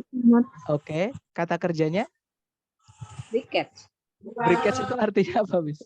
Bukan kata ya. kerja. Bukan. Arang ya. Bukan. Ya, briquette itu artinya arang, teman-teman. Arang. Sesuatu ya. Arang itu Berarti bukan kata coconut kerja. limbah D arang gitu. jawabannya. Di coconut jawabannya. waste briquette tidak. Iya, that's D. right. D. Jawabannya ada. D. Oke. Saya agak bingung, Jawabannya Kak. yang delta ya. Oh iya ya. Kenapa? Bedanya teman-teman? Jadi gini ya, gini. Iya. Ini cara mengerjainnya gini. Oke, Memang oke. jangan kadang kita terlalu excited, akhirnya kita buru-buru. Jadi kita harus menganalisa benar-benar itu kelas Iya, katanya predikatnya apa. reduce. Ya betul. Kalau reduce pasti dia adalah kata kerja ya, teman-teman. Artinya Gimana mengurangi. Betul. tadi Kak yang S sama itu, yang D itu? Oke. Jadi caranya gini ya. Caranya kita tadi sama, cari predikat dulu di soal. Kalau ditarik dari sebentar teman-teman, maaf ya, saya mute dulu. Oke, kita cari predikat dulu di soal. Kalau ditarik dari depan ke belakang sama sekali nggak ada kata kerja. Berarti di sini kita butuh predikat, right? Karena titik-titiknya di depan dan sebelumnya predikat itu harus ada subjek, maka kita juga kehilangan subjeknya juga.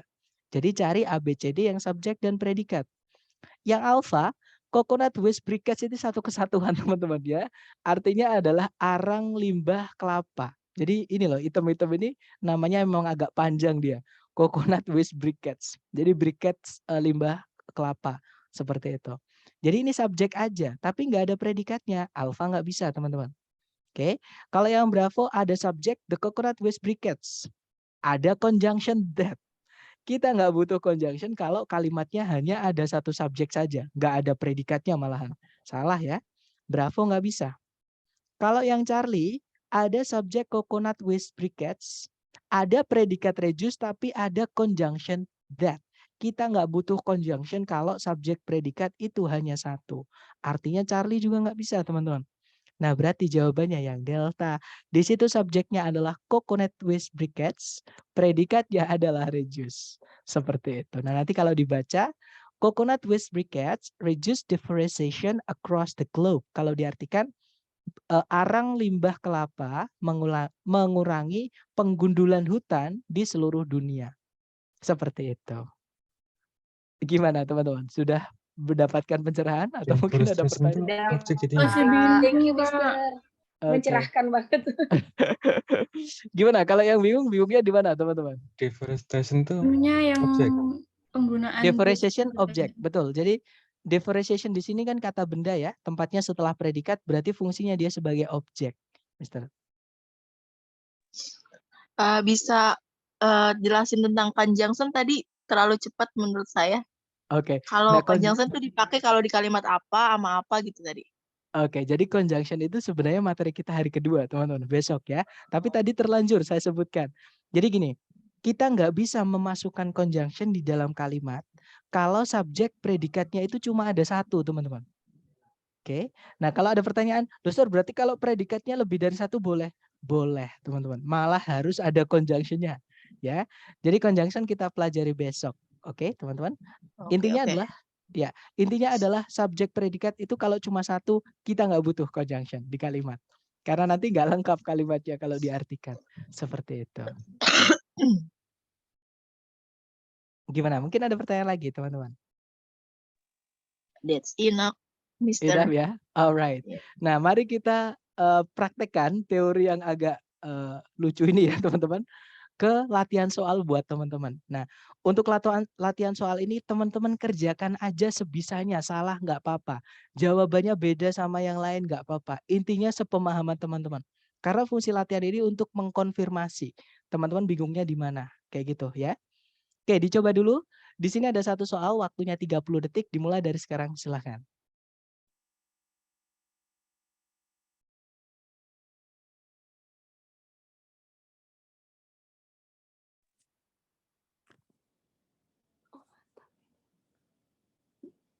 B.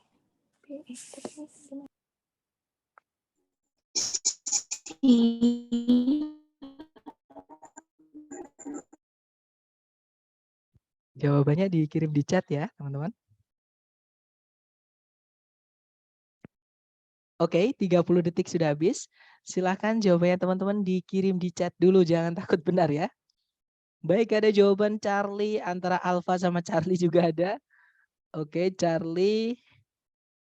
Alright, baik. Dan saya lihat hampir semuanya menjawab Charlie, right? Oke, ada jawaban Bravo juga. Oke, anyways, let's do it together. Kita cek bersama ya, teman-teman. Nanti kalau ada yang masih bingung, silahkan ditanyakan. Seperti biasa, cara pertama adalah kita cari predikat dulu yang paling penting di kalimat. Kalau ditarik dari depan ke belakang, di setelah titik-titik itu ada kata became. Itu verb 2, teman-teman, dari kata become. Ya, itu bentuk lampau dari kata become. Nah, verb 2 itu fungsinya hanya sebagai predikat saja. Ya sudah, berarti itu predikat. Karena titik-titiknya sebelumnya predikat, nah itu kan tempatnya subjek. Ya sudah, kita kehilangan subjek. Cari ABCD yang dia hanya berupa kata benda atau kata ganti saja. Oke. Nah, yang alpha ada subjek Colorado, kata benda, tapi ada conjunction when. Nggak bisa kita masukkan conjunction ketika subjek predikat cuma satu. Kenapa? Karena nanti nggak lengkap teman-teman informasinya. Misalnya yang alpha kita masukkan ke titik-titik, terus kita artikan. Ketika Colorado menjadi sebuah negara di tahun 1876. Nah, ada apa? Pasti nanti teman-teman nungguin kalau kayak gitu tanya. Ada apa ketika Colorado menjadi sebuah negara di tahun 1876? Artinya alpha nggak bisa, teman-teman. Oke, harus dilanjutkan lagi. Contohnya, ketika Colorado menjadi sebuah negara di tahun 1876, saya sedang memancing di kolam ini bersama ayah saya, misalnya. Nah, itu baru lengkap kalimatnya ya. Jadi harus dimasukkan subjek predikat lagi. Ketika Colorado menjadi sebuah negara di tahun 1876, saya dilahirkan, misalnya. Jadi harus ada subjek predikat lagi, teman-teman. Kalau ada conjunction ya. Kalau yang Bravo ada predikat lagi, was, nanti double predikat, nggak bisa. Nggak bisa diartikan juga, teman-teman.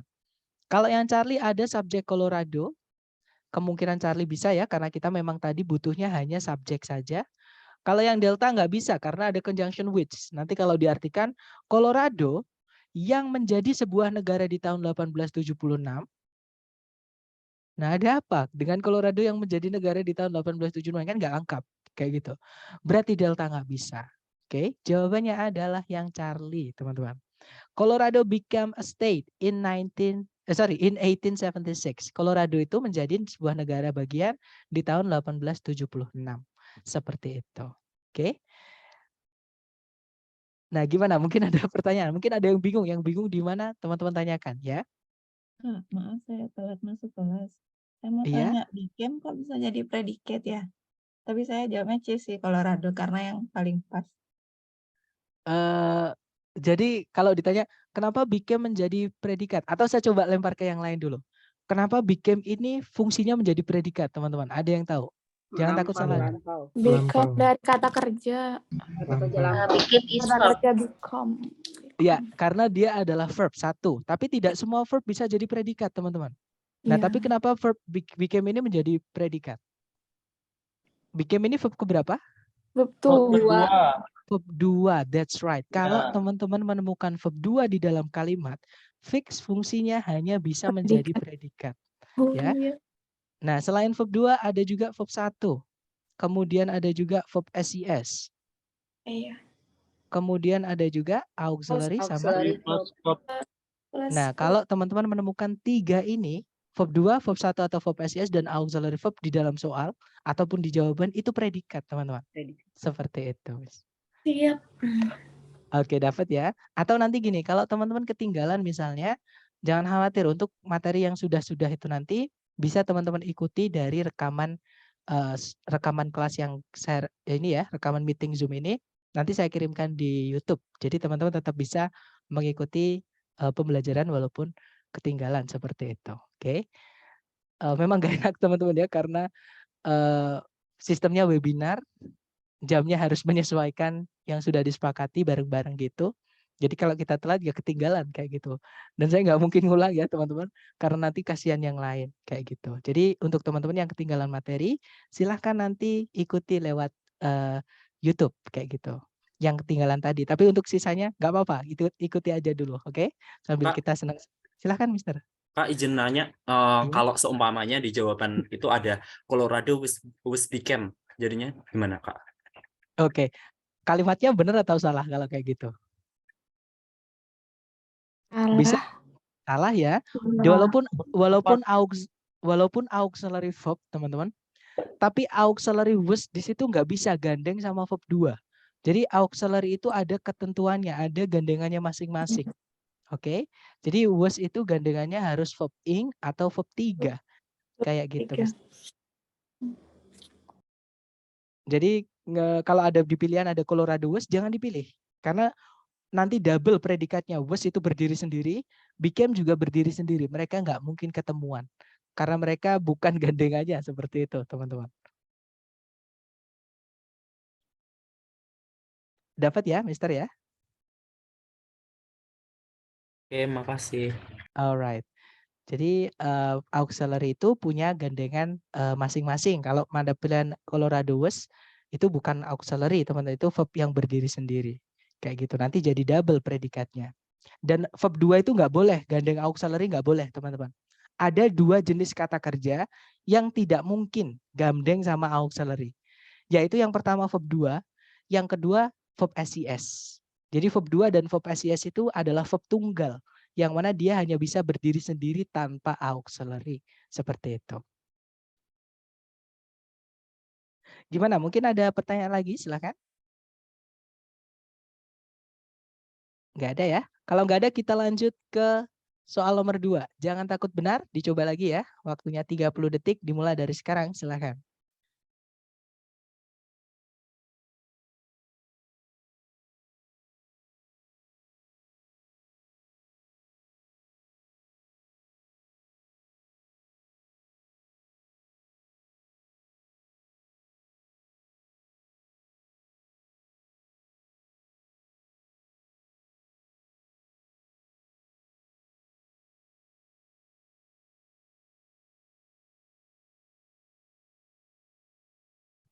Oke, 30 detik sudah habis. Silahkan jawabannya teman-teman dikirim dulu di chat. Jangan takut salah ya.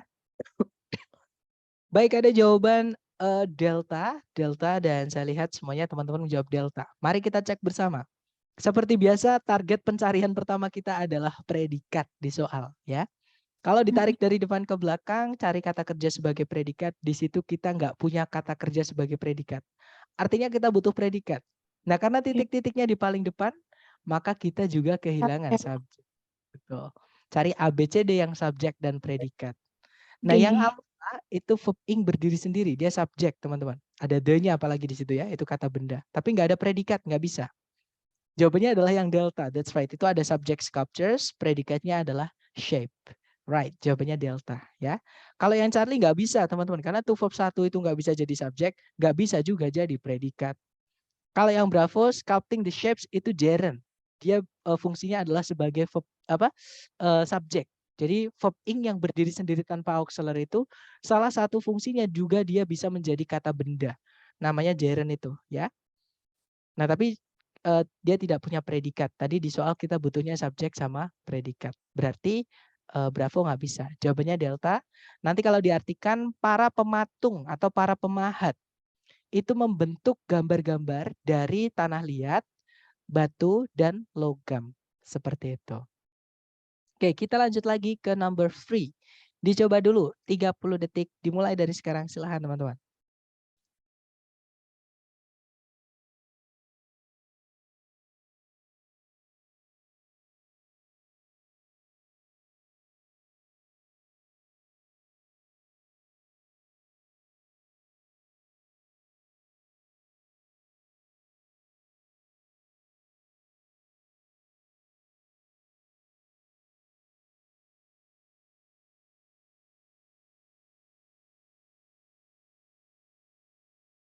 Oke, 30 detik sudah habis, teman-teman. Silahkan jawabannya dikirim di chat dulu ya.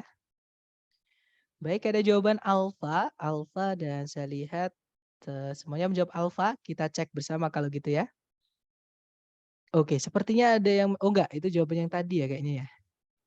Oh ya, oke, semuanya menjawab alfa berarti. Mari kita cek bersama. Cari predikat dulu. Kalau ditarik dari depan ke belakang, sama sekali nggak ada kata kerja sebagai predikat. Artinya di titik-titik kita harus masukkan predikat. Nah, karena titik-titiknya di paling depan, kita juga butuh subjek sebelumnya predikat. Ya. Yang alpha, di situ ada subjek the computer input unit. Nah, ini agak panjang, teman-teman. Inilah alasan kenapa kita cari predikat dulu. Karena subjek itu kadang panjang banget kayak gini ya. Nah, predikatnya adalah changes, itu verb SES. Kita tahan dulu ya, yang alpha. Kalau yang Bravo ada changing input itu gerund verb ing ya, diikuti objek, gerund sebagai subjek. Ada subjek lagi, subjeknya double, tidak punya predikat, Bravo nggak bisa. Kalau yang Charlie, nah kita nggak bisa masukkan conjunction kalau dia nggak punya subjek, predikatnya cuma satu, nggak boleh teman-teman. Kalau yang delta changes di sini kata benda ya, artinya perubahan-perubahan. Karena kata kerja atau predikat itu tidak mungkin muncul di paling depan kalimat di soal structure TOEFL, teman-teman. Saya ulangi lagi, predikat itu tidak pernah muncul atau tidak boleh muncul di paling depan di soal structure TOEFL. Nah, berarti ini kata benda, artinya perubahan-perubahan. Kemudian kalau ditarik ke belakang sama sekali tidak ada predikat, nggak bisa. Kita tadi butuhnya subjek dan predikat. Ya sudah, jawabannya yang alfa. Ya, nah nanti kalau kalau dibaca the computer input unit changes all data into electronic pulses. Kalau diartikan satuan input komputer merubah semua data menjadi sinyal-sinyal elektronik. Sepertinya ada yang ketiduran ini salah satu. Sepertinya tertidur oleh memencet keyboard. Oke, nggak apa-apa. Kita lanjut ke number 4 ya. Dicoba dulu teman-teman, jangan takut salah. Waktunya 30 detik dimulai dari sekarang, silahkan.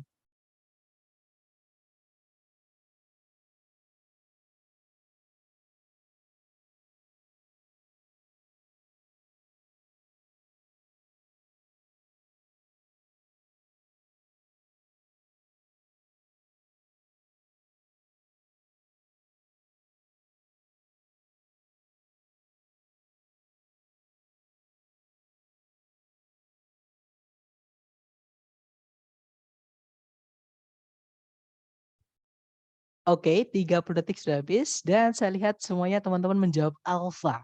Mari kita cek bersama teman-teman. Cari predikat dulu di soal ya. Kalau ditarik dari depan ke belakang di situ ada were. Itu adalah predikat, subjeknya belum ada ya. Ya sudah, kita butuh subjek saja di situ. Cari ABCD yang dia adalah subjek. Yang alfa, the earliest road markers. Nah, ketemu teman-teman. Ya, jawabannya adalah yang alpha. Kalau yang Bravo itu yang membuat salah, itu memang ada subjek tapi ada conjunction which. Kita nggak butuh conjunction kalau subjek predikat cuma satu.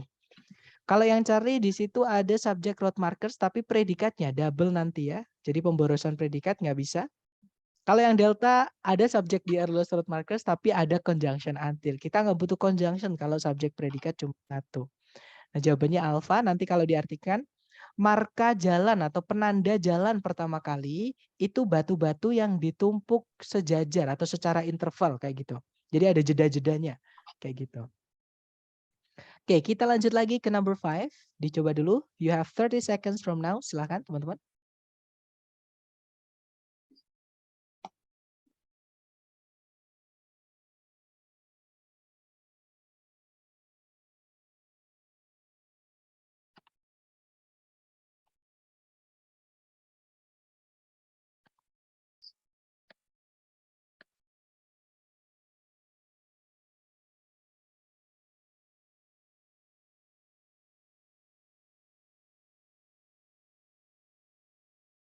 Oke, 30 detik sudah habis. Silahkan jawabannya teman-teman dikirim di chat ya. Kemudian kita bahas bersama, silahkan. Baik, ada jawaban alpha, ada juga bravo.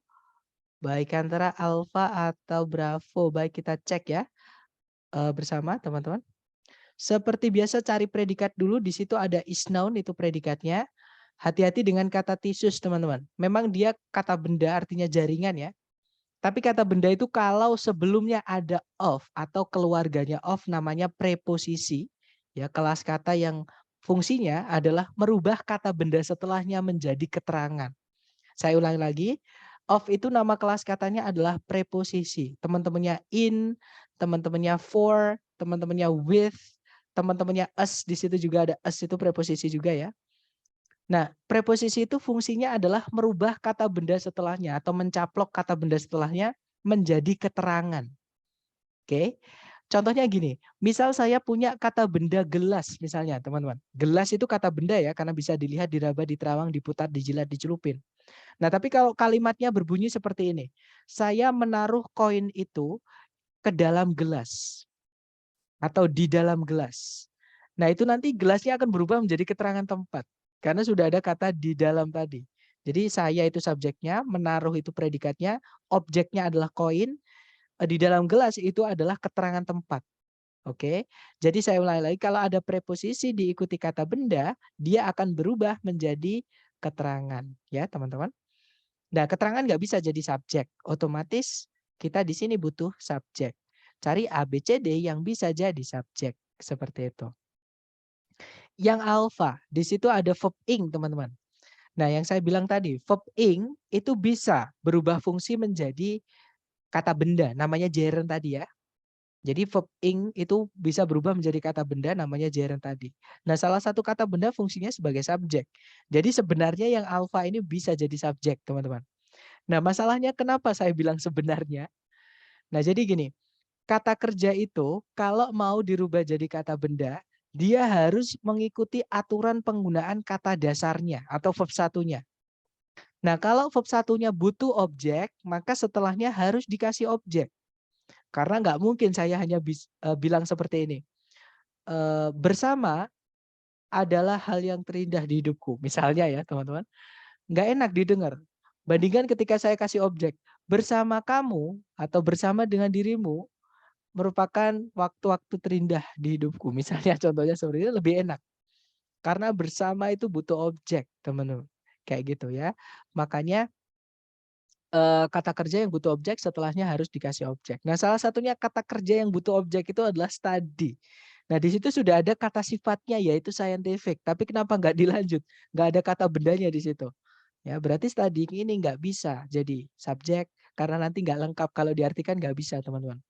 Mempelajari yang ilmiah mengenai jaringan. Sebenarnya kalau di Indonesia enak juga sih mempelajari yang ilmiah itu enak. Tapi ini nggak bisa, teman. Contohnya kalau biar lengkap ya. Mempelajari artikel-artikel ilmiah mengenai jaringan dikenal sebagai histologi. Misalnya seperti itu enak. Mempelajari tulisan-tulisan ilmiah mengenai jaringan, nah enak. Tapi kalau cuma mempelajari yang ilmiah mengenai jaringan, kan nggak enak. Kayak gitu. Alpha nggak bisa karena dia tidak punya objek. Kalau yang Bravo, the scientific study. Nah, teman-teman studinya di sini kata benda ya, itu bukan kata kerja karena ada the di depan. Oke. Jadi kemungkinan Bravo bisa. Kita tahan dulu. Kalau yang Charlie, to verb 1 nggak bisa jadi subjek, to verb 1 juga nggak bisa jadi predikat. Charlie nggak bisa. Kalau yang Delta ada predikat lagi is, nggak bisa ya, teman, apalagi dikasih conjunction nggak punya subjek, nggak bisa. Ya sudah, jawabannya yang Bravo. Oke.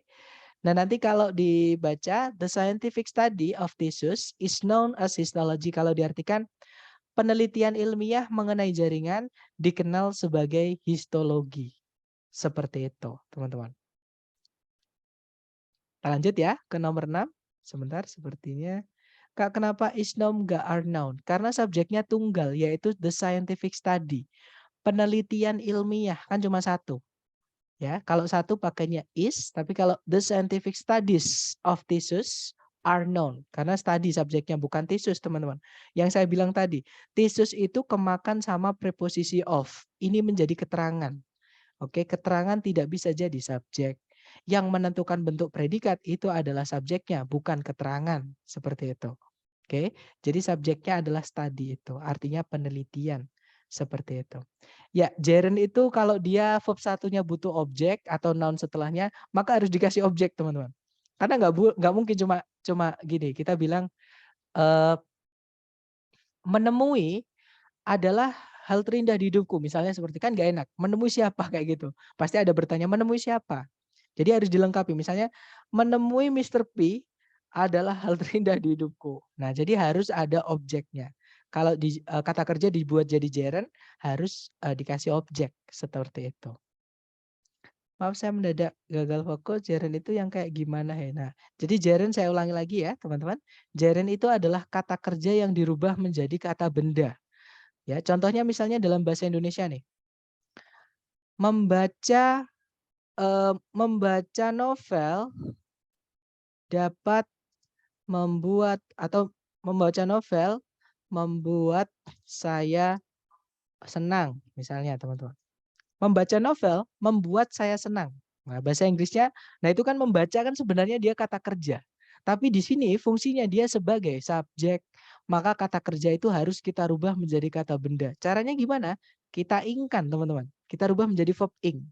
Jadinya nanti kalau diinggriskan, reading novels makes me, nah hati-hati teman-teman. Kenapa pakai makes? Karena subjeknya readingnya, bukan novelsnya. Novel itu objek dari reading, bukan subjeknya itu. Oke, karena kalau saya bilang membaca novel membuat saya senang. Yang membuat saya senang itu membacanya, bukan novelnya. Ya, jadi kegiatannya. Kayak gitu. Nah, novel itu hanya sebagai objek dari kata reading. Maka yang menentukan makes itu adalah readingnya atau gerundnya tadi. Oke. Jadi reading novels makes me happy. Seperti ini. Contoh lagi. Jadi kata kerja yang berubah menjadi kata benda ya. Namanya gerund ini. Contohnya lagi adalah saya suka membaca. Bahasa Inggrisnya adalah I like. Nggak bisa kita bilang I like read, nggak bisa teman-teman. Ya, I like reading. Karena membaca di situ fungsinya sebagai objek. Sama kayak subjek tadi, yang bisa jadi objek itu kata benda. Nah, kata kerja, membaca itu kan kata kerja teman-teman. Kalau mau jadi objek ya harus kita rubah menjadi kata benda. Kita rubah jadi verb ing. Kalau namanya itu gerund. Nah, nama itu sebenarnya nggak penting teman-teman. Ini yang saya membuat, kalau saya ngajar grammar, nama ini berusaha saya hilangkan. Kayak gitu ya. Karena memang yang kadang kita di sekolahan itu dari kelas 1 SD sampai kelas 12 SMA, mohon maaf ya teman-teman, saya nggak setuju dengan pembelajaran bahasa Inggris yang harus pakai nama-nama itu, nggak setuju karena nggak penting nama-nama itu. Yang penting adalah teman-teman bisa memakainya. Kayak gitu. Contohnya nama simple present continuous itu sebenarnya nggak penting teman-teman. Ya, yang penting teman-teman tahu caranya menyatakan fakta dalam bahasa Inggris itu bagaimana sih?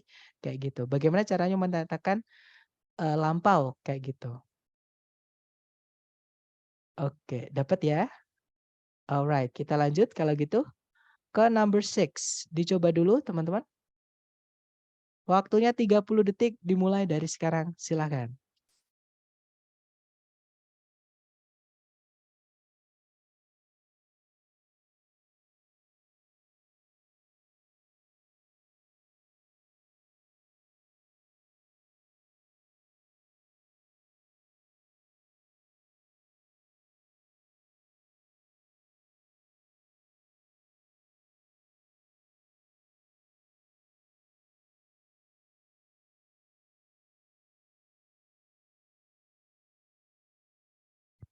Oke, 30 detik sudah habis, teman-teman. Silahkan jawabannya teman-teman dikirim di chat ya.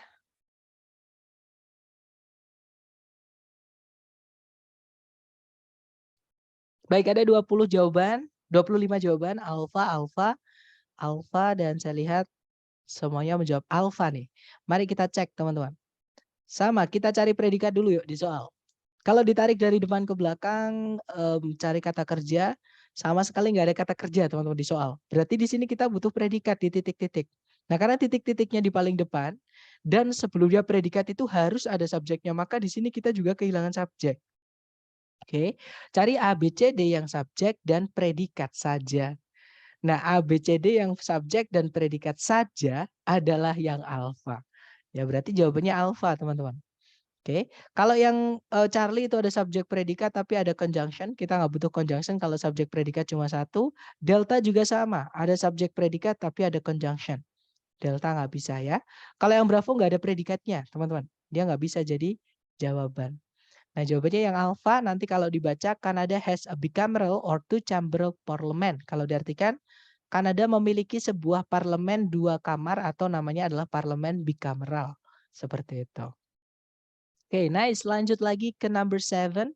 Silahkan dicoba dulu, Miss. Teman-teman. 30 detik dimulai dari sekarang, silahkan.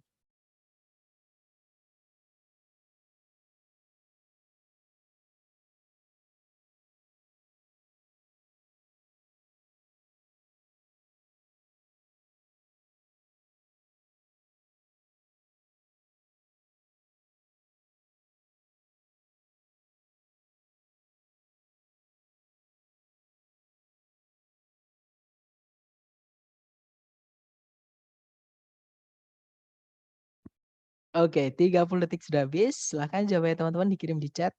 Oke, ada jawaban alpha, Charlie. Alright, antara alpha or Charlie. Mari kita cek ya.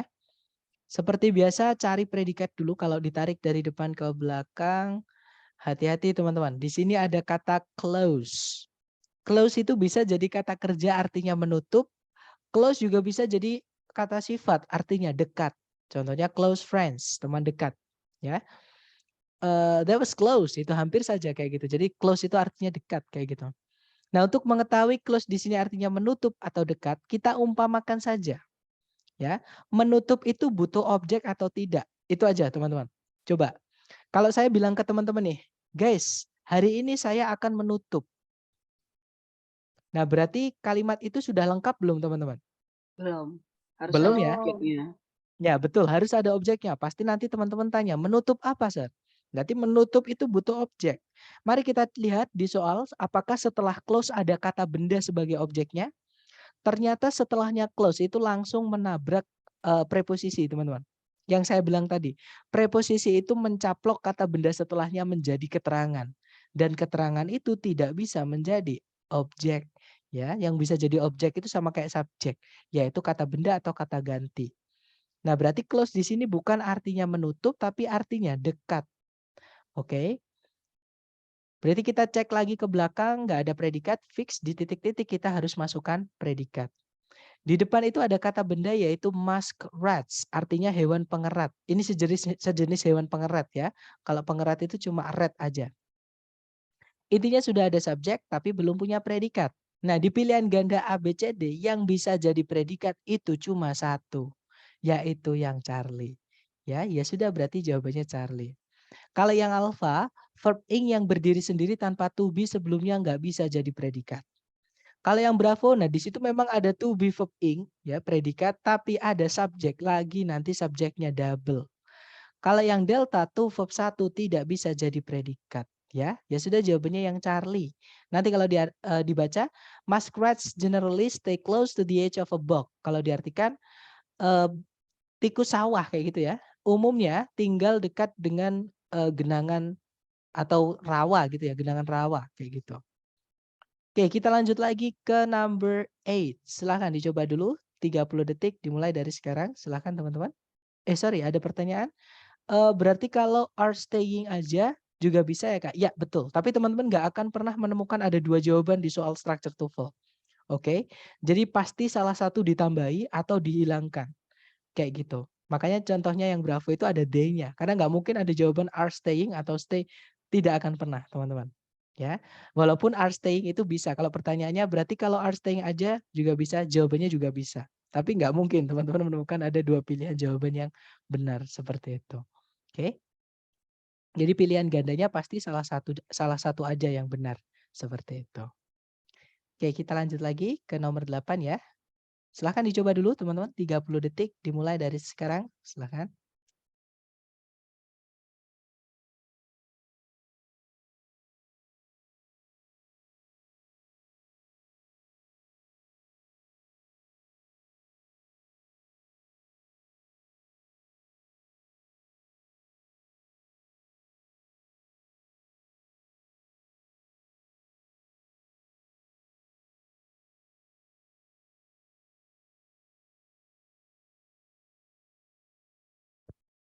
Oke, 30 seconds over. Silahkan jawabannya teman-teman dikirim di chat. Jangan takut benar dulu. Baik, ada jawaban alfa.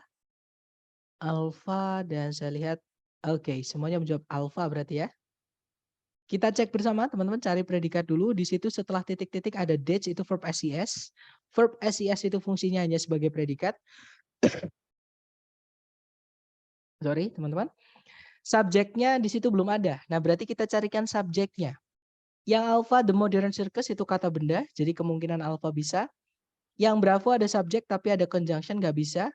Charlie juga sama ya, ada subjek tapi ada conjunction. Delta juga sama, ada subjek tapi ada conjunction. Delta nggak bisa. Nah berarti jawabannya yang alpha, teman-teman. Oke. Nah nanti kalau dibaca, the modern circus dates from the end of the 18th century. Kalau diartikan, sirkus modern itu berasal dari akhir abad ke-18 atau ada dari atau sejak abad ke-18 seperti itu. Oke, good job. Lanjut ke number 9. Silakan teman-teman. 30 detik dimulai dari sekarang.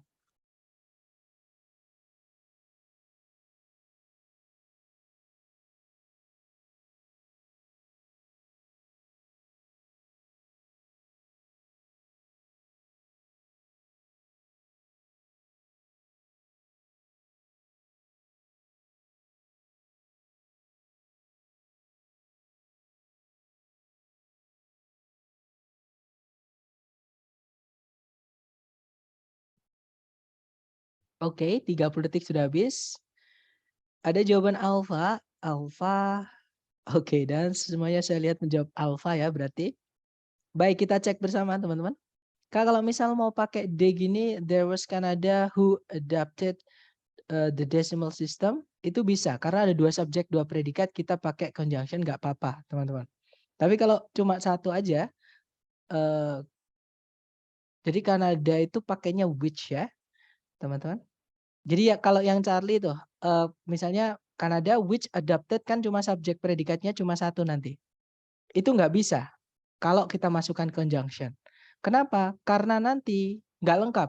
Kanada yang mengadopsi sistem desimal dari coinage di tahun 1867.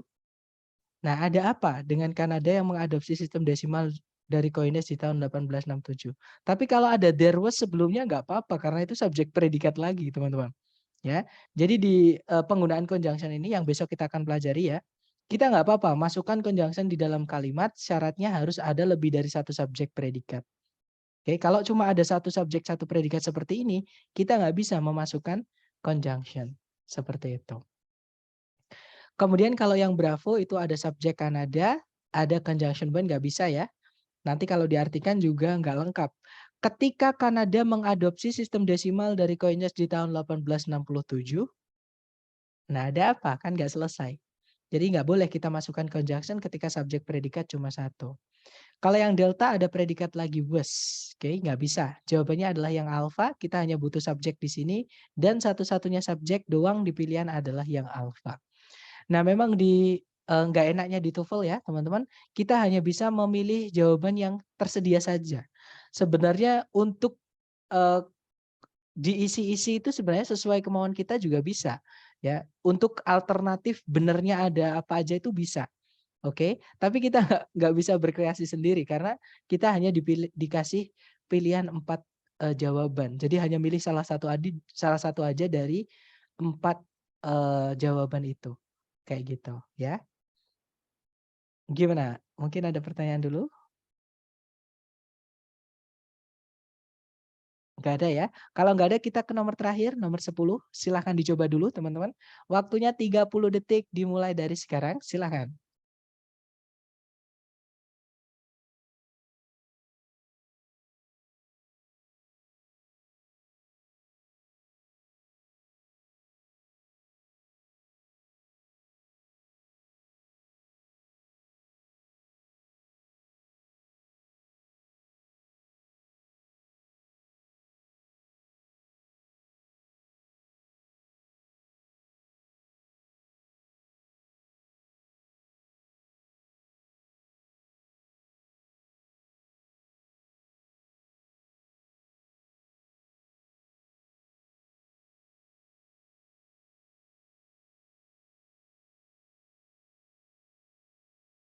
Oke, maaf teman-teman tadi kepencet ya. Oke, 30 detik sudah habis. Silahkan yang sudah nemu jawaban boleh dikirim dulu. Baik, ada jawaban Delta, ada juga Bravo ya.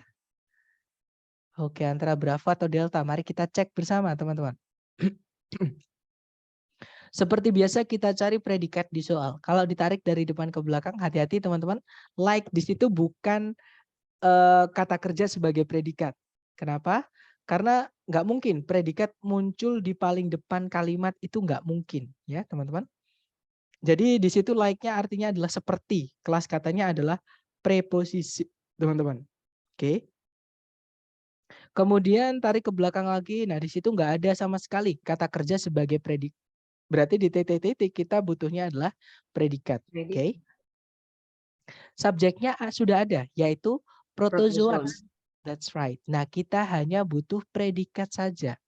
Yang alpha, verb ing yang berdiri sendiri tanpa to be sebelumnya, auxiliary to be sebelumnya, itu nggak bisa jadi predikat. Kalau yang bravo, nah ini verb 1. Verb 1 kemungkinan bisa jadi predikat untuk subjek jamak ya. Jadi yang bravo kemungkinan bisa, kita tahan dulu. Kalau yang Charlie to verb 1 tidak bisa jadi predikat.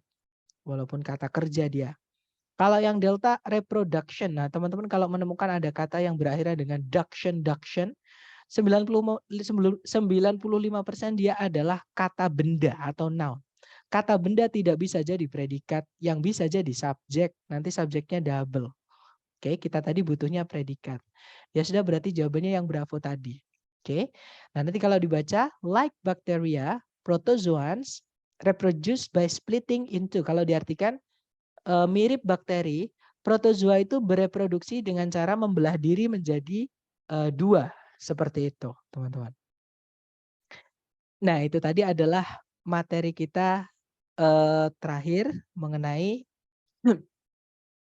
materi yang paling penting ya untuk soal structure TOEFL, subjek predikat, teman-teman. Splitting bukan predikat ya. Masih ingat tadi verb ing nggak bisa, Mister. Jadi predikat nggak bisa. Kecuali kalau sebelumnya ada auxiliary-nya. Nah itu splitting kan verb ing berdiri sendiri tanpa auxiliary sebelumnya nggak bisa jadi predikat. Seperti itu. Jadi kalau kita ke penjelasan awal tadi, ada jenis beberapa kata kerja itu yang tidak bisa jadi predikat. Ya, yaitu kalau tadi ya ini adalah kata kerja yang akan teman-teman temui di soal, tapi yang bisa jadi predikat malah hilang. Nah, tapi yang bisa jadi predikat cuman ini, cuma verb 1, verb 2, verb SIS sama auxiliary verb. Verb ing nggak akan bisa jadi predikat ketika dia berdiri sendiri seperti Tanpa auxiliary. Betul. Jadi kalau sebelumnya verb ing ada auxiliary-nya baru itu masuknya ke auxiliary verb. Tapi kalau verb ing berdiri sendiri tanpa auxiliary, dia bukan predikat seperti itu. Jangan keluar dulu ya teman-teman, karena untuk absensi nanti saya mau minta tolong ke teman-teman untuk aktifkan kamera. Jadi kita akan berfoto bersama dan action bersama dulu ya. Hanya untuk hari pertama teman-teman. Nanti seterusnya akan saya cek sendiri melalui Zoom chat seperti itu. Tapi mungkin sebelumnya ada yang mau ditanyakan dulu nih. Kita buka sesi tanya jawab. Silakan.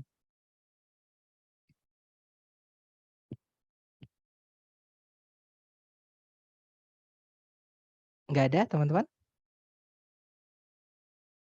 Oke, kalau nggak ada. Kak. Oh ya, silakan Miss. Mau tanya untuk preposition itu apa? Preposisi itu adalah kelas kata yang fungsinya merubah kata benda setelahnya menjadi keterangan, Miss. Contoh tadi kata di dalam. Misalnya saya punya kata benda gelas, ya tadi ya contohnya.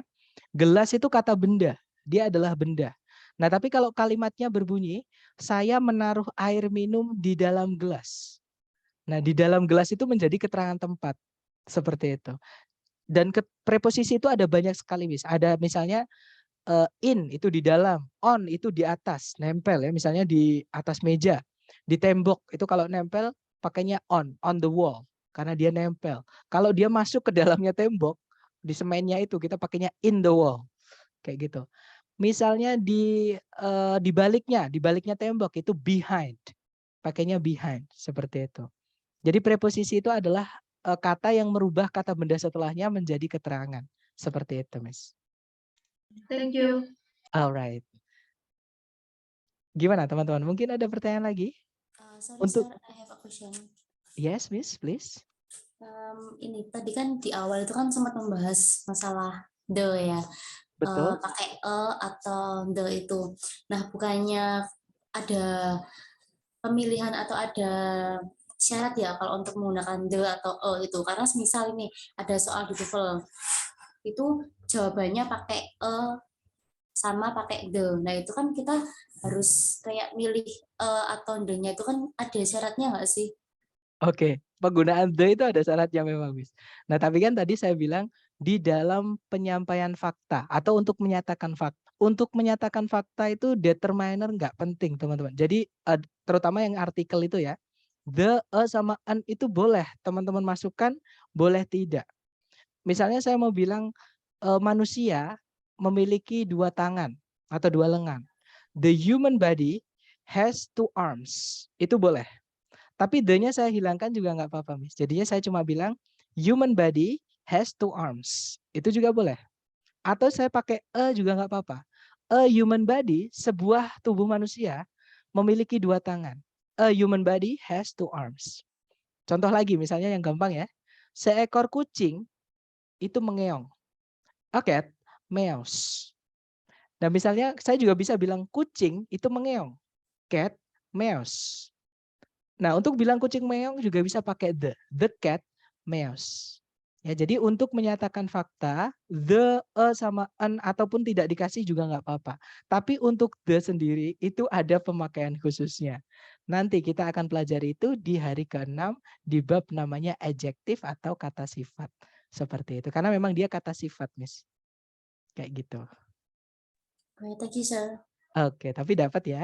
Jadi untuk menyatakan fakta aja, yang memang ada pengecualian atau penggunaan khusus itu cuma di fakta saja. Selain fakta ada nanti misalnya lampau nih, lampau itu penting teman-teman. Determiner itu harus ada, ya terutama kalau tempatnya kata benda itu di objek seperti itu. That's good question. Mungkin ada pertanyaan lagi nih dari teman-teman, silahkan.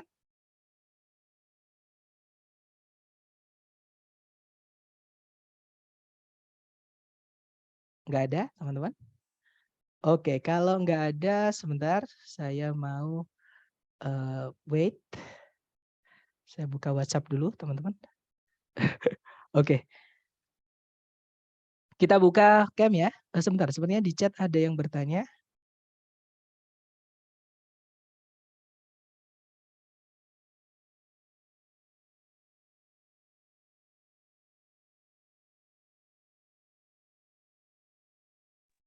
Baik, kita nyalakan kamera bersama teman-teman. Saya screenshot dulu bentar ya. Oke, 1, 2, 3, go. Sebentar, jangan kemana-mana dulu. Saya kirim di grup. 1, karena ada beberapa slide.